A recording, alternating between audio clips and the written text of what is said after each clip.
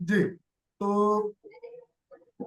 सबका धन्यवाद। मैं कमलेश हूँ। फिर से शुरू कर देते हैं।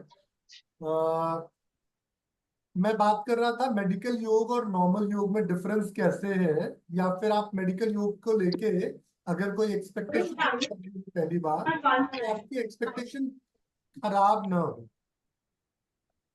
तो एक्सपेक्टेशन अगर आपकी ये है कि हम यहाँ कुछ बेल्ट का यूज करना, या अगर कुछ हम ऐसा कुछ प्रॉप्स का यूज करने वाले हैं, तो माफ कीजिए, ऐसा कुछ मेडिकल योग नहीं है।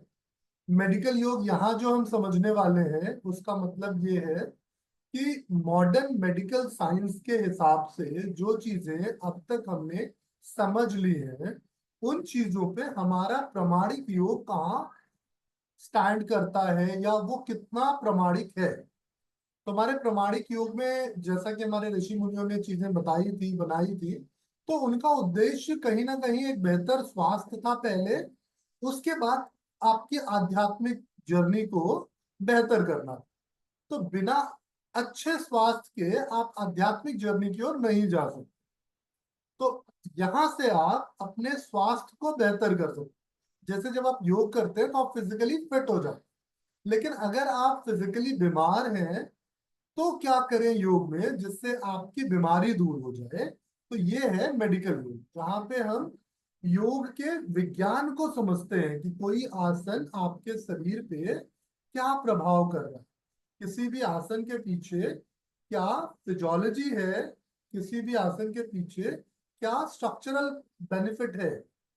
तो आजकल स्ट्रक्चरल बेनिफिट की बात तो बहुत सारे लोग करते हैं, लेकिन उसके फंक्शनल बेनिफिट की ओर ध्यान कम जाता है। तो फंक्शनल बेनिफिट को बेहतर करने के लिए हमारा ये पूरा कोर्स है, जिसमें हम मेडिकल साइंस समझाते हैं और योग का एज अ मेडिसिन यूज करना बताते हैं। यहाँ आप ये सीख सकते हैं कि योग करने के साथ किस तरीके से आप दवाइयों वाला बेनिफिट ले सकते हो। सो योगा एज अ मेडिसिन जो मैं कहता हूँ, उसके पीछे यही उद्देश्य है कि जैसे आप दर्द की दवाई खाते हैं, या बुखार की दवाई खाते हैं, या आप एंटीबायोटिक्स खाते हैं, और वो जाके आपकी बॉडी में एक विशेष तरह से एक्शन करती है और वो प्रॉब्लम आपको कम हो जाती है। ठीक उसी तरीके से योगासनों का अभ्यास आपकी बॉडी में एक विशेष तरीके का फिजियोलॉजिकल इंप्रूवमेंट लेके आती है। उस इम्प्रूवमेंट के फलस्वरूप आपकी बॉडी बेहतर होने लगती है। तो ये है मेडिकल योग, जहां पे हम बात करते हैं कि आसन कैसे फिजियोलॉजिकली हमारी बॉडी को बेहतर करेंगे।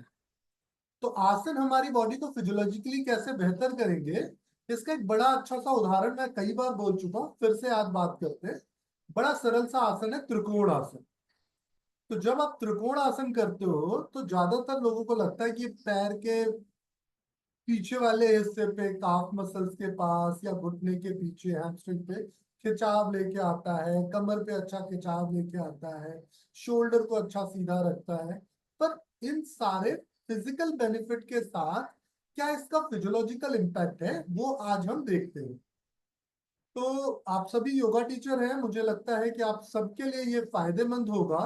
तो एक बार इसको समझने की कोशिश कीजिएगा।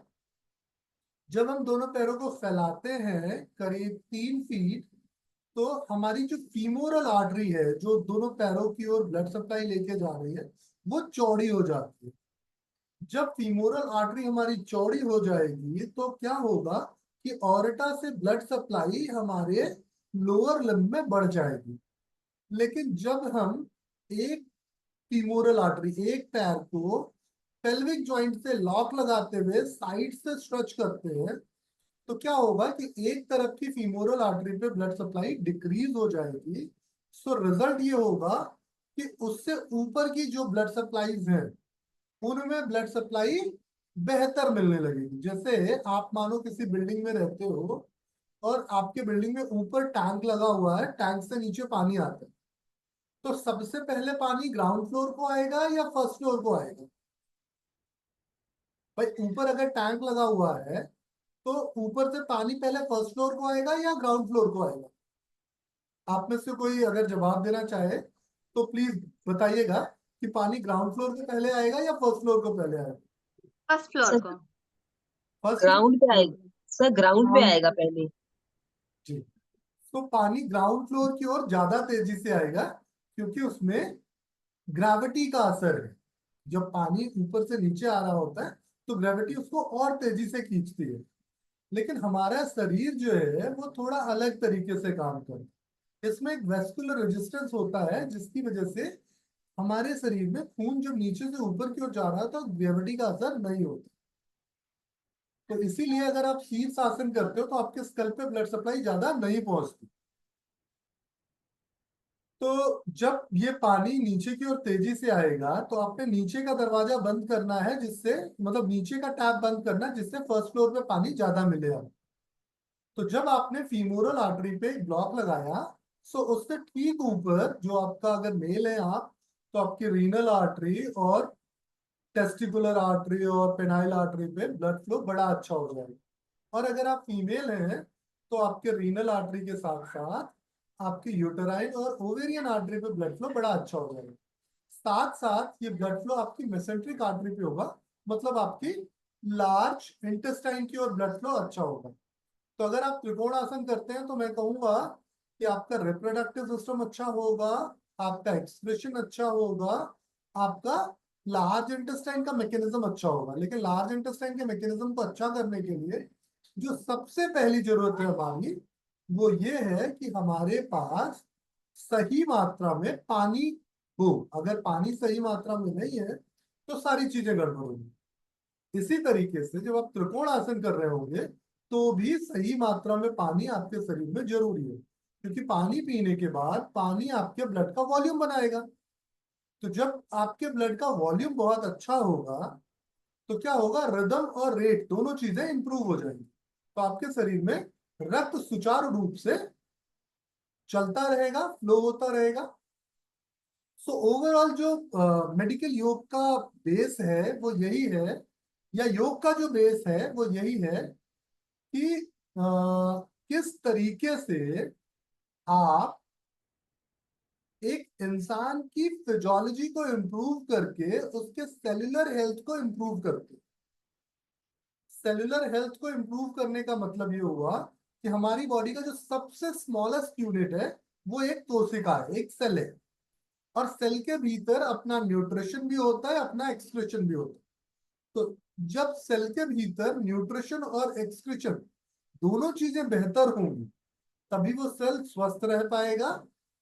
तो मेडिकल योग आपको यह सिखाएगा कि कैसे एक इंडिविजुअल सेल के भीतर आप न्यूट्रिशन और एक्सक्रीशन दोनों चीजें इंप्रूव कर सकते हैं।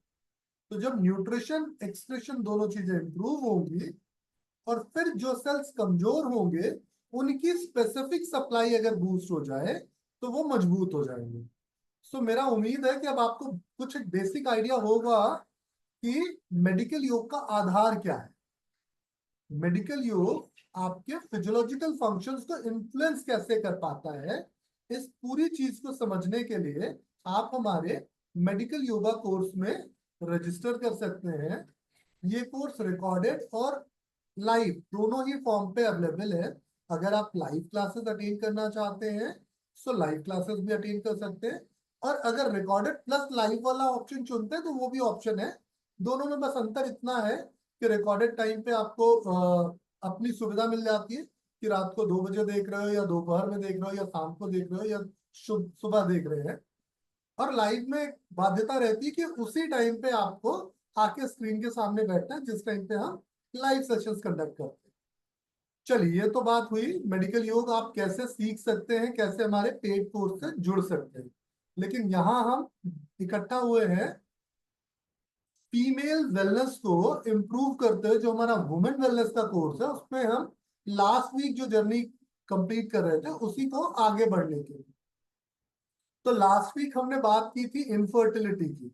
उम्मीद करता हूं कि इनफर्टिलिटी की समझ आप सबको हो गई होगी कि कौन से ब्लड टेस्ट जो है वो हेल्पफुल होंगे आपको समझने में। कारण क्या है, हाँ, मेडिकल योग में आप ये बहुत अच्छी चीज सीख जाते हो कि बॉडी का इन्वेस्टिगेशंस कैसे होते हैं, एक्सरे क्या है, अल्ट्रासाउंड क्या है, एमआरआई या आपका ब्लड टेस्ट क्या रिफ्लेक्ट कर रहा है, कौन से टेस्ट से आपकी बॉडी क्या शो कर रही है। तो जब आप पैथोलॉजी समझ जाओगे किसी भी चीज की, कि बीमारी आई कैसे है तो बीमारी को भगाना कैसे है, वो ज्यादा आसान हो जाएगा। ठीक है। तो लास्ट क्लास में हम बात कर रहे थे इनफर्टिलिटी की। तो आप सबका कुछ अगर सवाल हो तो हम आपके कुछ सवाल ले सकते हैं, या फिर हम आगे बढ़े उससे। मेल इनफर्टिलिटी पे हमने बात की थी, और मेल इनफर्टिलिटी पे हमने समझा था कि अगर किसी मेल में स्पर्म क्वालिटी रिड्यूस हो जाए किसी कारण से, तो बहुत हद तक स्पर्म क्वालिटी रिड्यूस होने की वजह से कंसेप्शन में तकलीफ आती है। स्पर्म क्वालिटी रिड्यूस क्यों होती है, उसके लिए हमने समझा था कि जो स्पर्म प्रोडक्शन की फैक्ट्री है, जो आपके टेस्टिकल्स हैं, अगर टेस्टिकल्स हेल्दी नहीं होंगे तो स्पर्म प्रोडक्शन अच्छा नहीं होगा। टेस्टिकल्स हेल्दी कैसे नहीं होंगे, जाहिर सी बात है, टेस्टिकल्स में ब्लड सप्लाई किसी कारण से कमजोर होगी, उनको सही न्यूट्रिशन नहीं मिल पाएगा, तो वो सही से काम नहीं करेंगे। तो जब भी किसी मेल के टेस्टिकुलर आर्टरी पे ब्लड सप्लाई रिस्ट्रिक्टेड हो, कम हो, तो क्या होगा, उसके टेस्टिकल्स जो है कम टेस्टोस्टेरोन भी बनाएंगे और कम स्पर्म का प्रोडक्शन भी करेंगे। तो जब ये चीजें कम होंगी तो कंसेप्शन के चांसेस भी कम हो जाएंगे। तो ये तो हुई मेल की बात। मेल में और क्या समस्या हो सकती है। सो मेल में जो नपुंसकता की बात हम देखते हैं ना, कि मेल फर्टिलिटी में जो चैलेंजेस है, जिसको मेल इनफर्टिलिटी बोलते हैं, वो कहीं ना कहीं सिर्फ स्पर्म क्वालिटी से नहीं जुड़ा है। अगर किसी मेल की स्पर्म क्वालिटी थोड़ी पुअर है, तो उस स्पर्म क्वालिटी को थोड़े एहतियात के साथ, थोड़े खान पीन के सही परिवर्तन के साथ, अच्छे ब्लड सप्लाई के साथ, जीवन को थोड़ा इम्प्रूव करके, हम ब्लड सप्लाई को तो इम्प्रूव करने जाते हैं जिससे स्पर्म क्वालिटी इम्प्रूव हो जाती है। लेकिन जो सबसे बड़ी प्रॉब्लम आती है, वो आती है कि मेल पेनिस पे सही इरेक्शन ना हो पाना। जब मेल पेनिस में सही इरेक्शन नहीं होगा, तो मेल क्या होगा, पेनिट्रेशन कर पाने में असक्षम होगा। तो मेल पेनिस में सही इरेक्शन ना होने के पीछे क्या कारण हो सकता है। मेल इरेक्शन में सही मेल पेनिस में सही इरेक्शन ना होने के पीछे भी ब्लड सप्लाई बड़ा कारण है। लेकिन ब्लड सप्लाई से ज्यादा एक और बड़ा कारण है, वो है साइकोलॉजी। तो जब किसी मेल में कुछ साइकोलॉजिकल कंडीशंस ऐसी डेवलप होती है, जहां पे उसको अपने पार्टनर के लिए अच्छा एहसास, अच्छी फीलिंग नहीं होती, उस वजह से इरेक्शन में प्रॉब्लम आती। तो एक तो ये हो गया साइकोलॉजिकल। साइकोलॉजिकल क्यों हुआ, क्योंकि जब ब्रेन ने बोला ही नहीं पेनिस को इरेक्ट करने को, तो पेनिस इरेक्ट नहीं होगा। राइट। सो ब्रेन का सबसे पहले उस फेज में आना जरूरी है। तो ये जो इरेक्टाइल डिसफंक्शन है, ये कई बार टेम्परेरी होता है और कई बार ये परमानेंट होता है, जिसमें इलाज की जरूरत है। तो टेम्परेरी अगर किसी को इरेक्टाइल डिसफंक्शन हो रहा है, तो इसको बीमारी की श्रेणी में नहीं रखते। ऐसा हो सकता है कि उसको एक पार्टनर के साथ इरेक्शन में दिक्कत आ रही है और दूसरे पार्टनर के साथ वो बेहतर इरेक्शन फील कर सकता है। तो ये जो इरेक्टाइल डिसफंक्शन है, ये पूरी तरह से साइकोसोमेटिक डिस्टर्बेंस है। अगर किसी की साइकोलॉजी को इम्प्रूव कर लिया जाए, तो ये बहुत हद तक इम्प्रूव हो सकती है। दूसरा इसका बड़ा कारण है लो टेस्टोस्टेरोन या बढ़ा हुआ ब्लड शुगर। क्या होता है कि जब किसी की बॉडी में ब्लड शुगर बढ़ जाएगा, तो उसकी बॉडी में जो ब्लड फ्लो कर रहा है, उसकी जो क्वालिटी है वो डिक्रीज हो जाएगी। तो ये बढ़ा हुआ ब्लड शुगर किसी भी सेल को जाके क्या करेगा, डैमेज कर पाने में बहुत बलशाली हो जाएगा। तो अगर किसी मेल को लंबे समय से ब्लड शुगर बढ़ा हुआ है, जिसका कोई सही उपचार नहीं हो रहा है, तो ऐसे मेल्स में जो पेनिस के सेल्स हैं, जिनके भीतर ब्लड सप्लाई बढ़ने की वजह से इरेक्शन आ रहा था, और बाद में एक लॉक लग रहा था उनके बेस पे, वो लॉक कमजोर हो जाएगा, तो क्या होगा कि उनको इरेक्शन आएगा, इरेक्शन चला जाएगा, इरेक्शन आएगा, इरेक्शन चला जाएगा, साथ साथ उनको टेस्टोस्टेरोन हार्मोन भी कम बनने लगेगा। तो जो ये वाली प्रॉब्लम है कि इरेक्शन हो भी रहा है और लॉन्ग टाइम तक वो सस्टेन नहीं कर रहा, लाइक इरेक्शन हुआ विद इन 1 मिनट, फिर से इरेक्शन खत्म हो गया, इरेक्शन हुआ विद इन 1 मिनट, इरेक्शन खत्म हो गया। तो इसके पीछे सबसे बड़ा कारण जो है वो ब्लड डिफेक्ट है। ब्लड डिफेक्ट की वजह से नर्व सेल्स जो है वो वीक हो जाते हैं, तो ब्रेन सही तरीके से सिग्नल्स एक्सचेंज नहीं करता। तो जब ब्रेन सही तरीके से सिग्नल्स एक्सचेंज नहीं करेगा, तो जो इरेक्शन में प्रॉब्लम आएगी ये फिर हर पार्टनर के साथ सेम होगी। लाइक अगर एक मेल है वो एक से ज्यादा पार्टनर के साथ भी अगर इन्वॉल्व हो रहा है, तो हर किसी के साथ उसको सेम फील होगा। ऐसा नहीं होगा कि एक पार्टनर के साथ उसको 1 मिनट में इरेक्शन खत्म हो जा रहा है, दूसरे पार्टनर के साथ उसको 3 से 5 मिनट का इरेक्शन। सो अगर ये ब्लड के कॉम्पोजिशन में डिफेक्ट आया है, ब्लड की क्वालिटी में डिफेक्ट आया है, तो वो डिफेक्ट जो होगा इनफर्टिलिटी का बड़ा कारण हो सकता है। तो यहाँ हमें क्या करना होगा, ब्लड के कॉम्पोजिशन को ठीक करना होगा, सो दैट इरेक्शन की प्रॉब्लम अपने आप ठीक हो जाए। तो अगर हम ब्लड ग्लूकोज को कम कर ले जाएंगे तो इरेक्टाइल डिसफंक्शन दूर हो जाएगा। दूसरी कंडीशन क्या है, प्रीमेच्योर इजैकुलेशन। प्रीमेच्योर इजैकुलेशन ये उनके व्यक्तिगत कंफर्ट को भले डिस्टर्ब करे, लेकिन प्रीमेच्योर इजैकुलेशन की वजह से इनफर्टिलिटी के चांसेस बहुत कम होते हैं। प्रीमेच्योर इजैकुलेशन से कंसेप्शन हो सकता है अगर कोई मेल पेनिट्रेशन तक होल्ड करता है।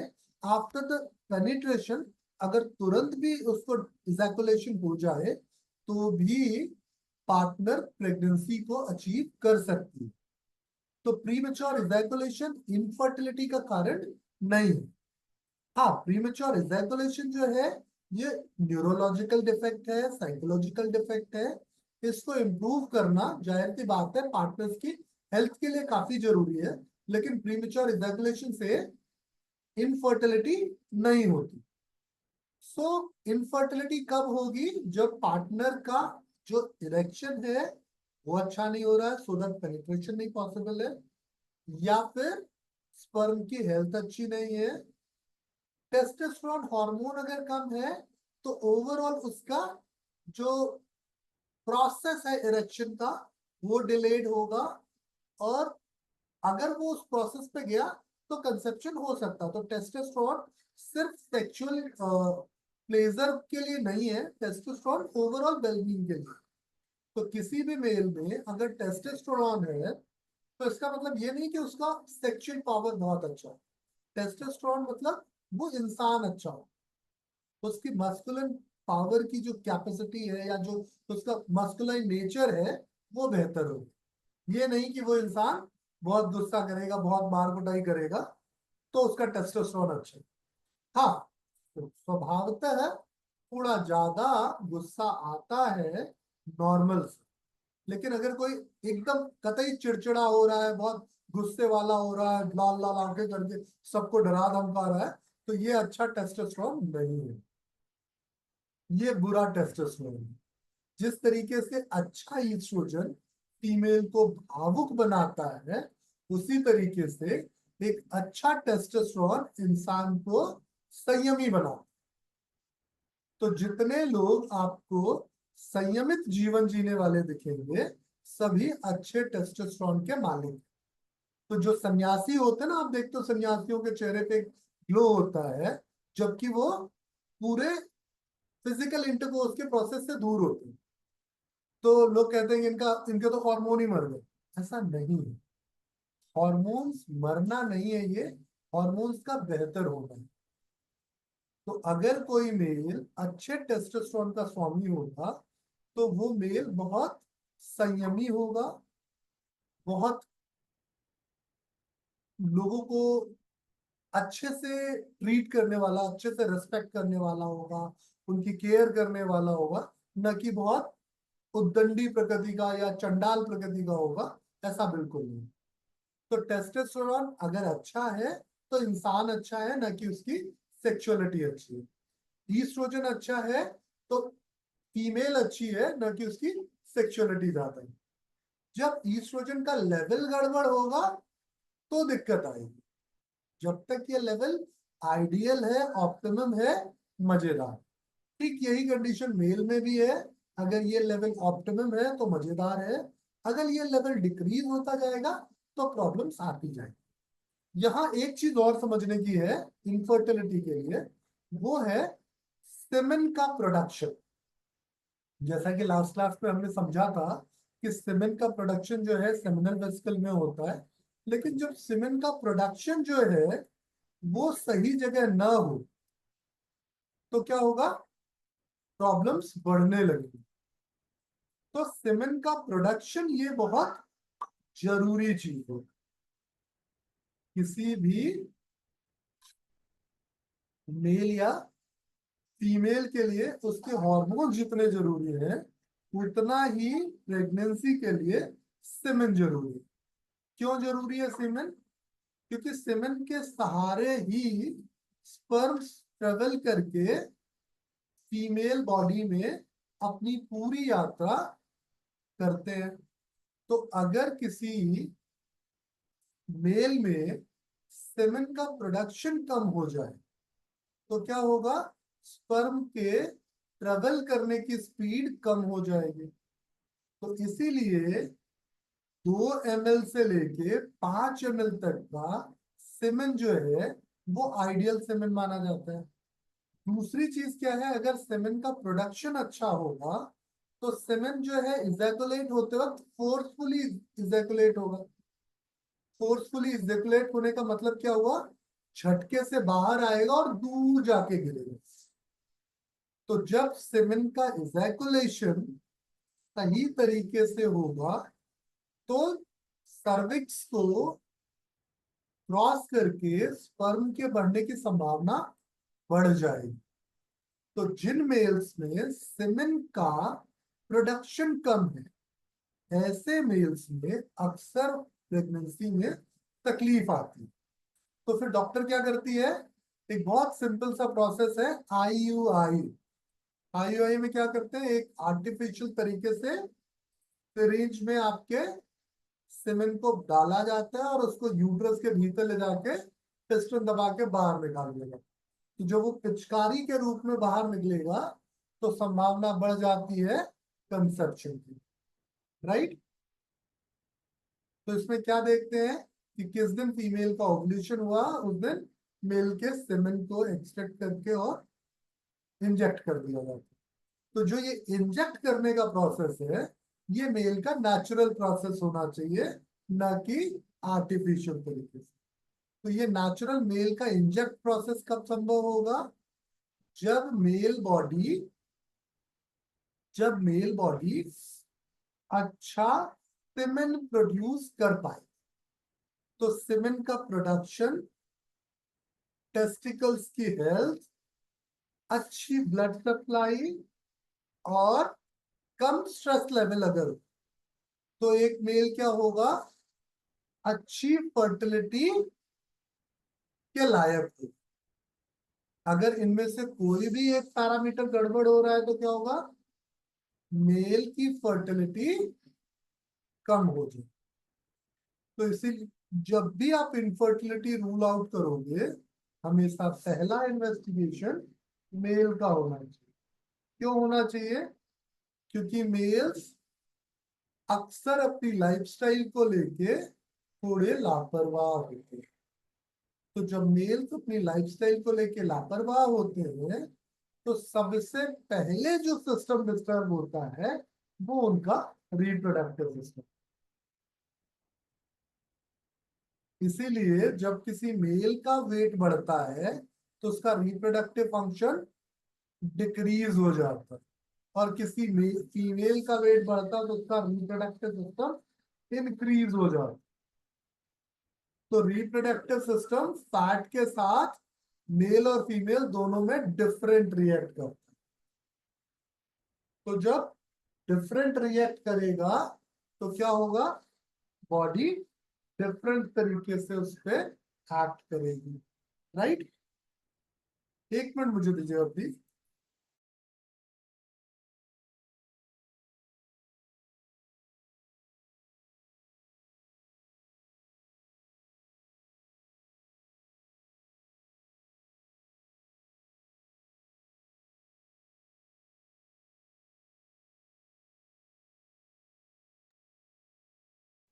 चलिए, तो हमने मेल इनफर्टिलिटी को करीब करीब से समझ लिया, ठीक है। तो अब मेल और फीमेल दोनों के फिजियोलॉजी को समझ लिया, दोनों के स्ट्रक्चर एनाटॉमी को समझ लिया। अब अगर स्ट्रक्चर ठीक है, फंक्शन ठीक है, तो प्रेगनेंसी हो जाएगी।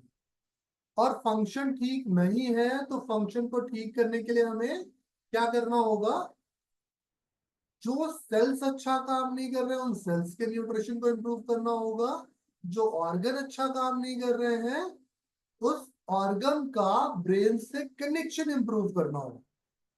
तो जब ब्रेन ऑर्गन की ओर अपना ध्यान बढ़ा देगा तो क्या होगा, ऑर्गन नेचुरली बूस्ट हो जाएगा।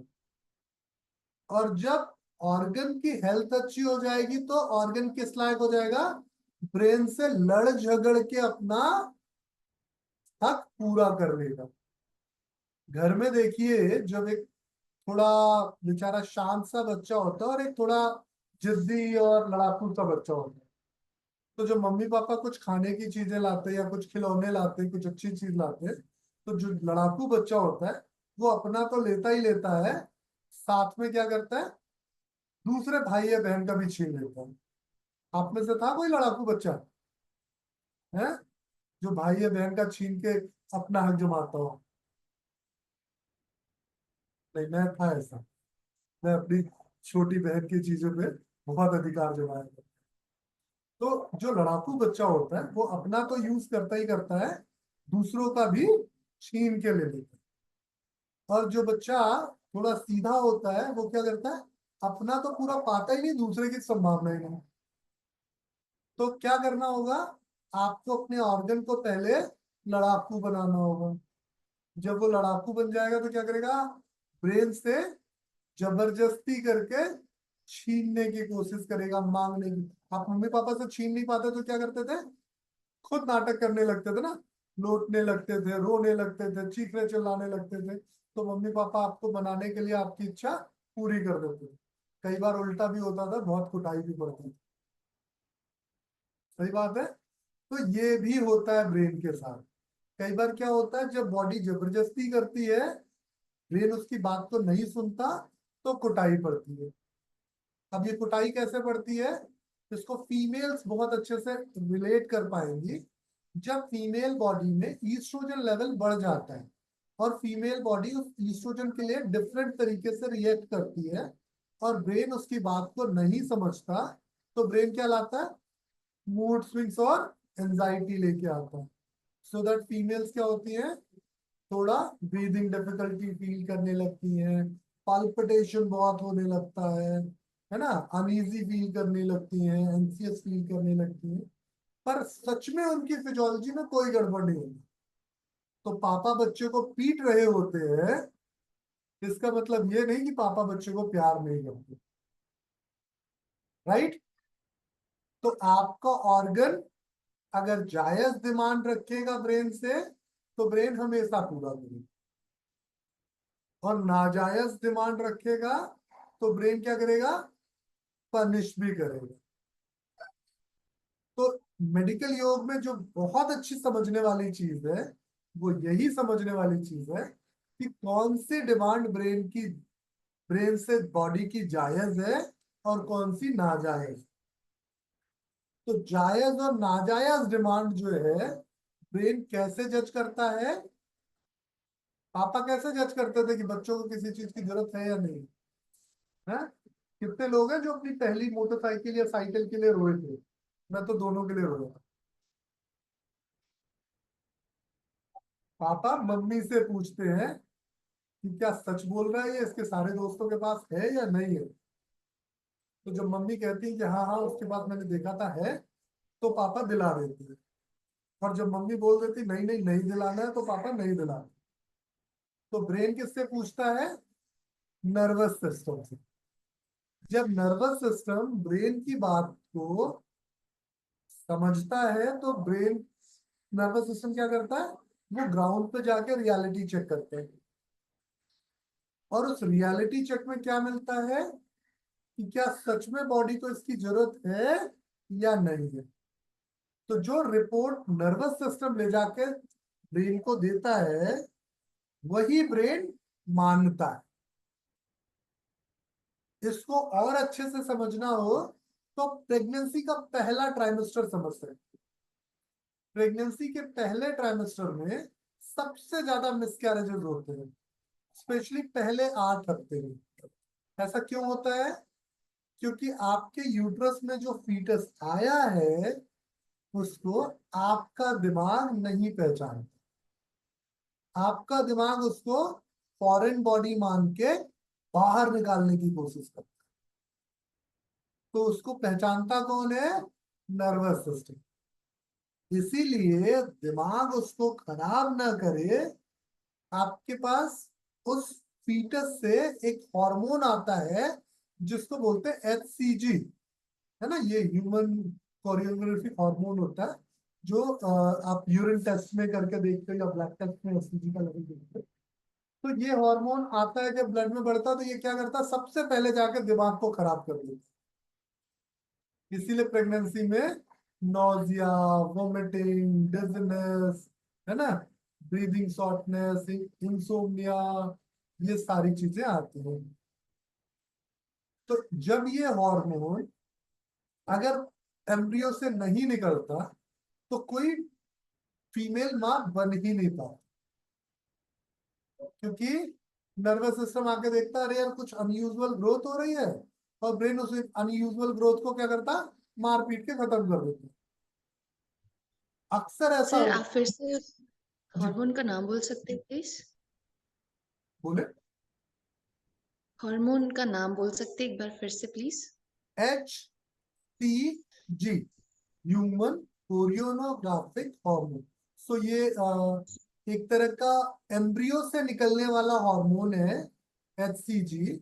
जो फीमेल जब पहला प्रेगनेंसी टेस्ट करती है ना यूरिन के थ्रू, तो ये ब्लड में ज्यादा होता है, इसलिए यूरिन से बाहर आता है। तो ये HCG हार्मोन क्या करता है? दिमाग को खराब कर देता है। ऐसे ही दिमाग को बहुत सारी चीजें खराब करती है। तो जब दिमाग को आप वश में कर लोगे, अच्छा कर लोगे, तो दिमाग आपके शरीर की बेहतर केयर होगी। लेकिन अगर दिमाग खराब होगा, तो क्या होगा? आपकी बॉडी में कैंसर भी डेवलप हो जाएगा और दिमाग कुछ नहीं करता। तो एक चीज समझ में आई, बॉडी और ब्रेन का कनेक्शन गड़बड़ होने से कैंसर तक हो सकता है। तो जितने लोगों को फाइब्रॉइड हो रहा है, जितने लोगों को चॉकलेट सिस्ट हो रहा है, या जितने फीमेल्स को पॉलिप्स आ रहे हैं, इंडोमेट्राइटिस हो रहा है, कैंसरस ग्रोथ हो रही है, सबके दिमाग में सम्यता नहीं है, सरलता सहजता नहीं। तो जब दिमाग आपका स्टेबल होगा, तो उसके जो सिपाही है ना, दिमाग ने 2 तरीके के मैसेंजर रखे हैं। जैसे पापा तो सिर्फ मम्मी की बात मान जाते हैं, लेकिन दिमाग सिर्फ मम्मी की बात नहीं मानता। उसने 2 अलग तरीके के लोग रखे। एक जाता है इन्वेस्टिगेशन करने, दूसरे उस इन्वेस्टिगेशन की रिपोर्ट ब्रेन को लाके देते। तो अगर एक को आप मानो घूस दे के पटा लो, तो दूसरा भंडा फोड़ कर देगा। इसीलिए आपको क्या करना पड़ेगा? दोनों को खुश रखना पड़ेगा। आपके पास 2 तरह का नर्वस सिस्टम है। एक तो सेंट्रल नर्वस सिस्टम है, दूसरा पेरिफेरल नर्वस सिस्टम। और पेरिफेरल नर्वस सिस्टम में भी दो तरीके के नर्व हैं, एक सिंपैथेटिक, दूसरी पैरासिम्पैथेटिक। और योग का सारा विज्ञान इसी पे टिका हुआ है। योग में जो आप ऐसे सांस लेते छोड़ते हो ना, है, कुछ लोग कहते हैं अनुलोम विलोम में लेफ्ट से ही क्यों लेना है, सूर्य भेदन में राइट से क्यों लेना है।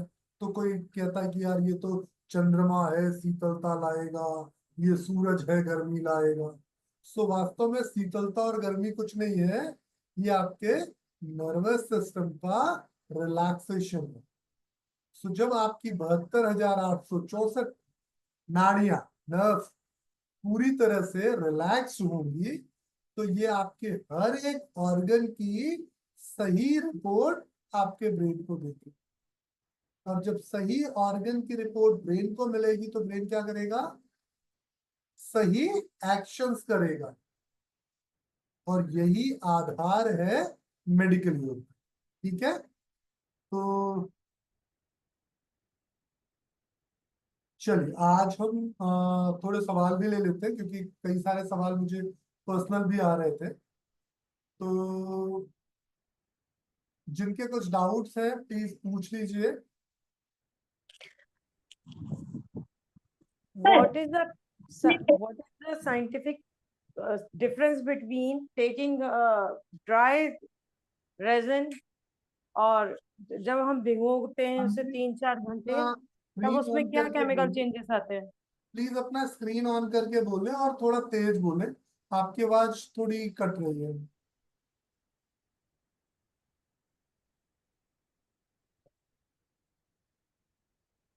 सर नेटवर्क इशू है, स्क्रीन ऑफ होगी तो ये लॉग आउट हो जाऊंगी मैं इससे। अच्छा, तो प्लीज थोड़ा तेज बोलिएगा। What is the scientific difference between taking a dry raisin, जब हम सूखी रेजन लेते हैं, और या फिर हम लेते हैं भिगो के जब किशमिश लेते हैं पीसीओडी में, क्या डिफरेंस रहता है उसमें दोनों में? क्या मैंने पीसीओडी में बताया था किसमिस खाने को? बेरीज वगैरह कही है ना आपने भिगो के खाने के लिए पीसीओडी में। आपने तो पीसीओडी के कोर्स में राजमा भी खाने के लिए कहा। राजमा खाने को कहा है ना।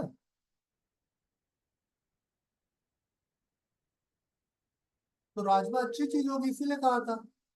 मैं आपकी आवाज पूरी तरह से सुन नहीं पा रहा हूँ, माफ कीजिए। अगर कोई सुन पा रहा हो तो प्लीज रिपीट कर दे।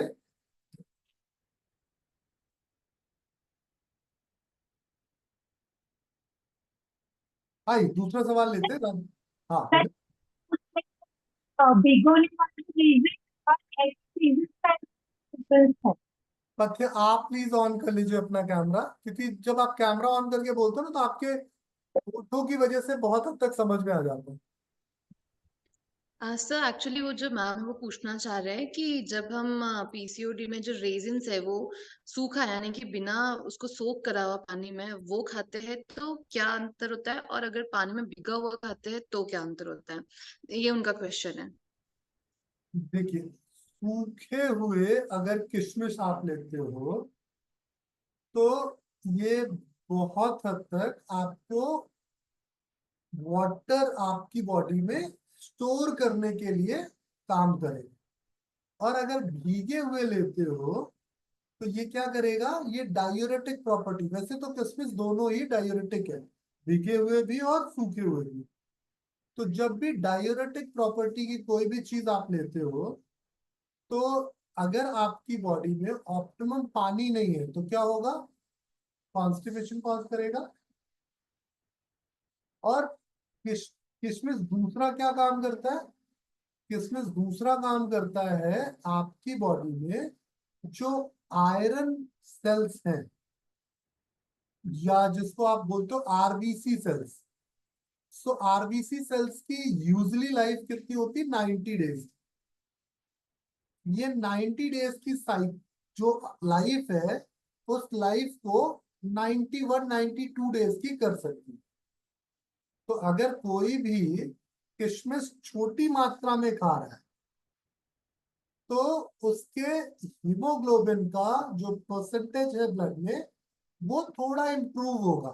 तो क्या होगा, बॉडी बेटर ऑक्सीजन बॉन्ड बना पाए, और बेटर ऑक्सीजन बॉन्ड बनेगा तो क्या होगा, नेचुरली जो आपका ऑक्सीजन कंजप्शन है वो इंक्रीज होगा, क्योंकि पहले तो ऑक्सीजन ट्रैप ज्यादा होगी, फिर यूज ज्यादा होगी। तो जब यूज ज्यादा होगी तो क्या मिलेगा, ताकत ज्यादा मिलेगी, राइट। लेकिन अगर ये छोटी मात्रा में है तो ही ठीक है, ज्यादा मात्रा में हो जाए तो लिवर को नुकसान भी पहुंचाएगी। तो अगर 5 से 10 किशमिश की बात कर रहे हो आप तो बहुत अच्छा, 10 से ज्यादा किशमिश की बात कर रहे हो तो तकलीफ की बात। ठीक है, चल दूसरे सवाल पे आप। सर मेरा ये क्वेश्चन है कि अभी आपने जो चॉकलेट सिस्ट वर्ड यूज किया ना, जो बात की, तो चॉकलेट सिस्ट बॉडी अपने आप डिसॉल्व कर सकती है या उसके लिए सर्जरी एकमात्र ऑप्शन है, या फिर वो बढ़ भी सकती है? अच्छा, बहुत अच्छा सवाल है आपका। आप हमारा पेड कोर्स देख रहे हो, वुमेन वेलनेस वाला? नहीं सर। अच्छा, देखिए, हमारा वुमेन वेलनेस का जो कोर्स है उसमें हम मेनार्की टू मेनोपॉज पूरा आपको गायनेकोलॉजिस्ट और ऑब्स्टेट्रिशियन दोनों बनाते हैं। मतलब आप गायनेकोलॉजिस्ट वाली सारी समझ डेवलप कर लोगे और प्रेगनेंसी की भी सारी अच्छी समझ हो जाएगी। तो उसमें हम अच्छे से मेनोपॉज पढ़ाते हैं, पोस्ट प्रेगनेंसी पढ़ाते हैं, प्रेगनेंसी पढ़ाते हैं, और प्रेगनेंसी से पहले की जर्नी। तो जो ये चॉकलेट सिस्ट है वो ये है कि आपकी ओवरी में इंडोमेट्रियल ग्रोथ होना। असल में इंडोमेट्रियम कहाँ बनती है, यूट्रस के भीतर। अब जब ये यूट्रस के भीतर बनती है और ब्लीडिंग होती है तो सर्विक्स खुलता है और ये बाहर चला जाता है। लेकिन ओवरी में तो कोई सर्विक्स जैसी चीज है नहीं। तो अगर ओवरी में एक बूंद ब्लड भी आया तो वो वहीं के वहीं रहेगा। एक भी बूंद ब्लीडिंग अगर हुई ओवरी में तो वो एक बूंद खराब होके जम के वहीं की वहीं पड़ी रही। तो सर ये ब्लड की बूंद वहां आने के कोई स्पेसिफिक कारण हो सकते हैं? हाँ भाई, इंडोमेट्रियम जो है ये डेवलप कैसे हो रही थी, ईस्ट्रोजन प्रोजेस्टेरॉन रेशियो से। अब ये डेवलपमेंट कहाँ पे हो रहा था, ये डेवलपमेंट हो रहा था यूट्रस में। अब ये ईस्ट्रोजन प्रोजेस्टेरॉन रिलीज कौन कर रहा था, कार्पस ल्यूटियम। जब कार्पस ल्यूटियम ये ईस्ट्रोजन और प्रोजेस्टेरॉन इंडोमेट्रियम को हेल्प नहीं कर पाती तो ये इंडोमेट्रियल ग्रोथ कहाँ हो जाती है, ओवरी के भीतर ही। तो जब ये ओवरी के भीतर ये ग्रोथ होगी तो क्या डिस्टरबेंस होगा, वहीं पे टूटेगा वहीं पे बनेगा, वहीं पे टूटेगा वहीं पे बनेगा। पीरियड्स में क्या होता है, बाहर निकल जाते हैं, वहां पे बाहर निकलने की संभावना नहीं। तो ये बहुत छोटी सी लेयर बनेगी, टूटेगी, बनेगी, टूटेगी। 2, 4, 6, 10 महीने, 15 महीने, 50 महीने जब होगा तो ओवरी काट के फेंकनी पड़ेगी। शुरू में 2, 4, 6, 10 महीने तो पता भी नहीं चलता। अगर कोई स्कैन कराते हो तो पता चलता है यार कि ये तो चॉकलेट सिस्ट है। लेकिन जब ये ज्यादा बढ़ जाता है तो बड़ा पेनफुल होता है। फिर मजबूरी होती है डॉक्टर की कि डॉक्टर बोलता है कि अरे अब तो कुछ नहीं हो सकता, इसको काट के निकाल ही देते हैं। क्योंकि ओवरी ऐसा ऑर्गन है जिसको काट के उसकी सर्जरी भी नहीं कर सकते, है ना। जैसे गॉल ब्लैडर की काट के सर्जरी नहीं होती, सीधे गॉल ब्लैडर ही काट के निकालते, ठीक वैसे ओवरी काट के निकाल देते हैं। तो अगर किसी भी फीमेल को ऐसा लगता है कि उसके इंडोमेट्रियल साइकिल अच्छी नहीं है, 2, 3, 4 साइकिल डिस्टर्ब हो गई है, तो तुरंत उसको जाके एक पेल्विस अल्ट्रासाउंड करना चाहिए। अगर आपके 2 से ज्यादा साइकिल्स गड़बड़ है तो एक अल्ट्रासाउंड स्कैन तो बनता है। तो जितना अर्ली ये डायग्नोस होगा उतना चांसेस है आपने ओवरी को बचा। जितना देर से ये डायग्नोस होगा उतने चांसेस है ओवरी को काट के निकाल। मेरे पास पिछले साल सूरत से एक लेडी आई थी, उन्होंने इवन हमारा कोर्स भी किया था, खुद योगा टीचर है। उनको डॉक्टर ने बोला यूट्रस निकाल दो। 35 की एज थी, बच्चे अच्छे नहीं थे, कैसे यूट्रस निकाल दो? तो उन्होंने कहा नहीं नहीं अभी तो यूट्रस नहीं निकाल सकते। तो डॉक्टर ने बोला कोई बात नहीं, 1 आध साल के भीतर शादी वादी करके बच्चे अच्छे करके निकालो। 1 आध साल वो मेरे से बात बात करके ट्रस्ट वस्ट करने गड़बड़ हो गया, टाइम बीत गया। मतलब 32 की एज में बात हुई थी, 33 34 उन्होंने 2 साल ऐसे निकाल दिए, पेन में डिफिकल्टी में। और फिर 35 की एज में डॉक्टर ने बोला अब तो कुछ नहीं हो सकता बेटा, तुम्हारा या तो सर्जरी करेंगे या तुम्हारे पीरियड्स बंद कर देंगे। तो उन्होंने कहा कि सर्जरी करने से अच्छा पीरियड्स बंद कर दो। पीरियड्स बंद कराए, 6 महीने अप्रॉक्स पीरियड बंद रहे, फिर से उनको ब्लीडिंग हो गई। अब डॉक्टर ने बोला नहीं नहीं तुम पे तो दवाई असर नहीं कर रही, तुम्हारा यूट्रस ही निकाल देंगे। अब वो एकदम परेशान हो गई कि अब क्या करें। तो वो और उनकी बहन सूरत से नोएडा आई, हमारे साथ 5 दिन रही और सारा ट्रीटमेंट सीखा, सब कुछ किया। और फिर उसके बाद मेरे साथ वो रेगुलर प्रैक्टिस में बनी रही। आप विश्वास नहीं मानोगे, 4 महीने में उनका पेन आधे से भी कम हो गया। इसका मतलब ये नहीं है कि उनका जो चॉकलेट सिस्ट था वो खत्म हो गया। देखिए मैं धोखा देने वाला काम नहीं करता। अभी क्या था, उनका जो चॉकलेट सिस्ट बनने का प्रोसेस था वो स्लो डाउन हो गया। तो जो पुराने सिस्ट हैं, जो पुराना ब्लीडिंग है, वो एज इट इज रहेगा। तो थोड़ी बहुत डिफिकल्टी उनको रहेगी, लेकिन जो बाकी के नए एग्स का ओव्यूलेशन था वो इंप्रूव हो गई। तो जब तक उनके पास बचे हुए एग्स हैं तब तक उनको पीरियड्स आएंगे, बाद में नेचुरली पीरियड्स खत्म हो जाएंगे। और जब पीरियड्स खत्म हो जाएंगे तो thank you so much, ovary निकालने की जरूरत खत्म। तो ये बहुत बेसिक सा साइंस है समझना कि कहाँ पे सर्जरी जरूरी है कहाँ नहीं। अब उनको सर्जरी की जरूरत क्यों नहीं पड़ी? क्योंकि उनकी एज छोटी थी, योगा टीचर थी, ब्लड सर्कुलेशन अच्छा था, सब चीजें अच्छी थी। सिर्फ थोड़ा उनकी पर्सनल लाइफ में काफी उतार चढ़ाव थे, that's why brain body coordination गड़बड़ था। ब्रेन बॉडी कोऑर्डिनेशन अच्छा हुआ, चीजें इंप्रूव होने लगी, और फिर उनके ओवरी बच गए, उनका सर्जरी रुक गया। क्योंकि सर्जरी कराना बड़ी बात नहीं है, पोस्ट सर्जरी बॉडी में जो उसके एडवर्स इफेक्ट आते हैं ना, ये बड़ा फैक्ट। ठीक। जी sir, thank you. Thank sir मेरा एक क्वेश्चन है। जी जी नमस्कार, कैसे हैं? नमस्ते, कैसे हैं सर? मैं बहुत अच्छा हूँ, धन्यवाद। आप बताएं। हाँ, बढ़िया है सर। जी बताएं, कई कई हफ्तों बाद देख रहा हूँ आपको। हाँ, मैं अभी थोड़ा बाहर था अच्छा। और 2-3 हफ्ते से बाहर ही था मैं। सर एक क्वेश्चन था, जो आपने मेल रिप्रोडक्टिव सिस्टम एक्सप्लेन किया, उसके पहले जैसे आपने एक आसन एक्सप्लेन किया पूरा कि हम त्रिकोण आसन करते हैं तो कैसे काम करता है।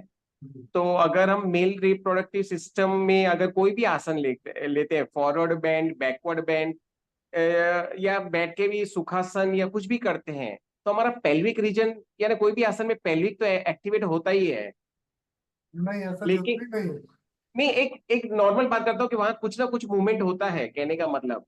तो ऐसे अ, अगर कोई भी एक या दो आसन आप बताएं कि ये आसन अच्छा है, लेकिन वो आसन काम कैसे करता है, मीन्स वो तो अच्छा रहेगा समझने के लिए कि हाउ डज कोई भी ब्लड आसन फ्लो या। बोलिए, कोई भी आसन बोलिए, मैं वही आसन एक्सप्लेन कर देता हूँ। नहीं, पहले तो मेल रिप्रोडक्टिव सिस्टम, अगर आप कोई भी आसन आप ले लीजिए कि ये आसन अच्छा है, और फिर वो ब्लड फ्लो या वो कैसे काम, उसका सेल कैसे एक्टिवेट होता है या ऑर्गन्स कैसे एक्टिवेट होता है समझने के लिए। देखिए इसके लिए दत्ताराम जी मैं थोड़ा शुरू से ले चलता हूँ आपको। ठीक है। आ, ये रूम फ्रेशनर्स आते हैं ना, जो अलग अलग स्मेल के, हम अपने घरों में जब कोई गेस्ट आने वाला होता है तो छिड़क देते हैं जिससे थोड़ी बदबू वदबू कम हो जाए।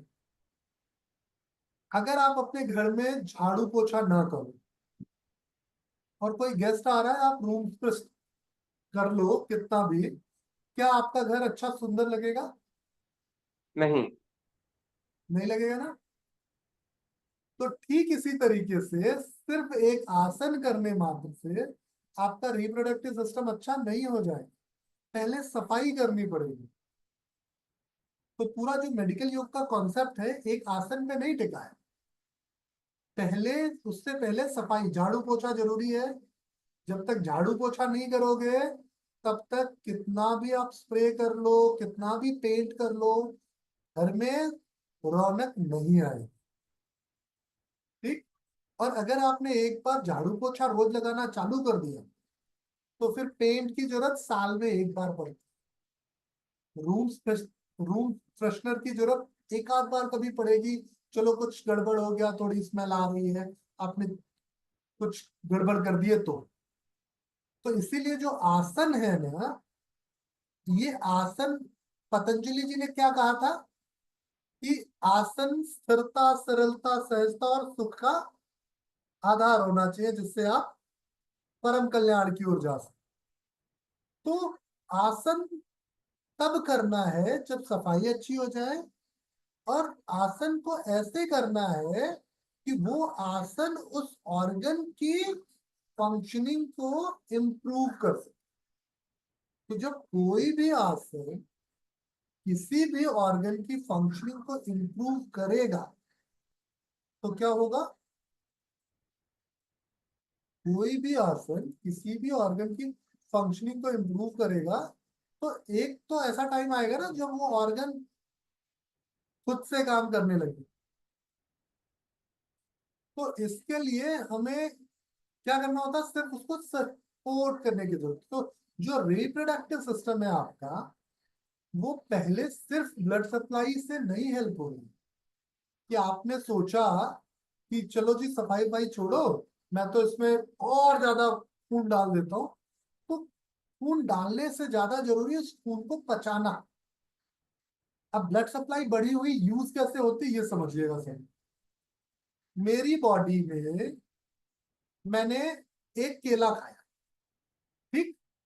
केला खाने के बाद वो केला मेरे पेट में गया, स्टमक में। स्टमक में एसिमिलेट होने के बाद इंटेस्टाइन में आया, इंटेस्टाइन ने उससे सारे न्यूट्रिएंट्स एब्जॉर्ब करके लिवर को दे दिए। अब लिवर ने अगर उन न्यूट्रिएंट्स को सिंपल फॉर्म में नहीं तोड़ा तो क्या होंगे? लिवर में ही स्टोर रहेंगे। लिवर ने उनको सिंपल फॉर्म में तोड़ दिया और तोड़ के स्टोर कर लिया। ब्लड को दे दिया, ब्लड ले जाके सारे सेल को पूछ ले भाई केला चाहिए, केला चाहिए, केला चाहिए, केला चाहिए। अब किसी का केला खाने का मन ही नहीं है तो क्या होगा? वापस वो केला लौट के लिवर के पास चला आएगा और लिवर उसको स्टोर करके क्या हो जाएगा? मोटू हो जाएगा। तो मेरा केला खाना क्या हुआ? वेस्ट हो गया। दूसरी कंडीशन में एक एथलीट को केला दे देते हैं जो बेचारा बहुत रनिंग वनिंग करता है, उसको केला दे देते हैं।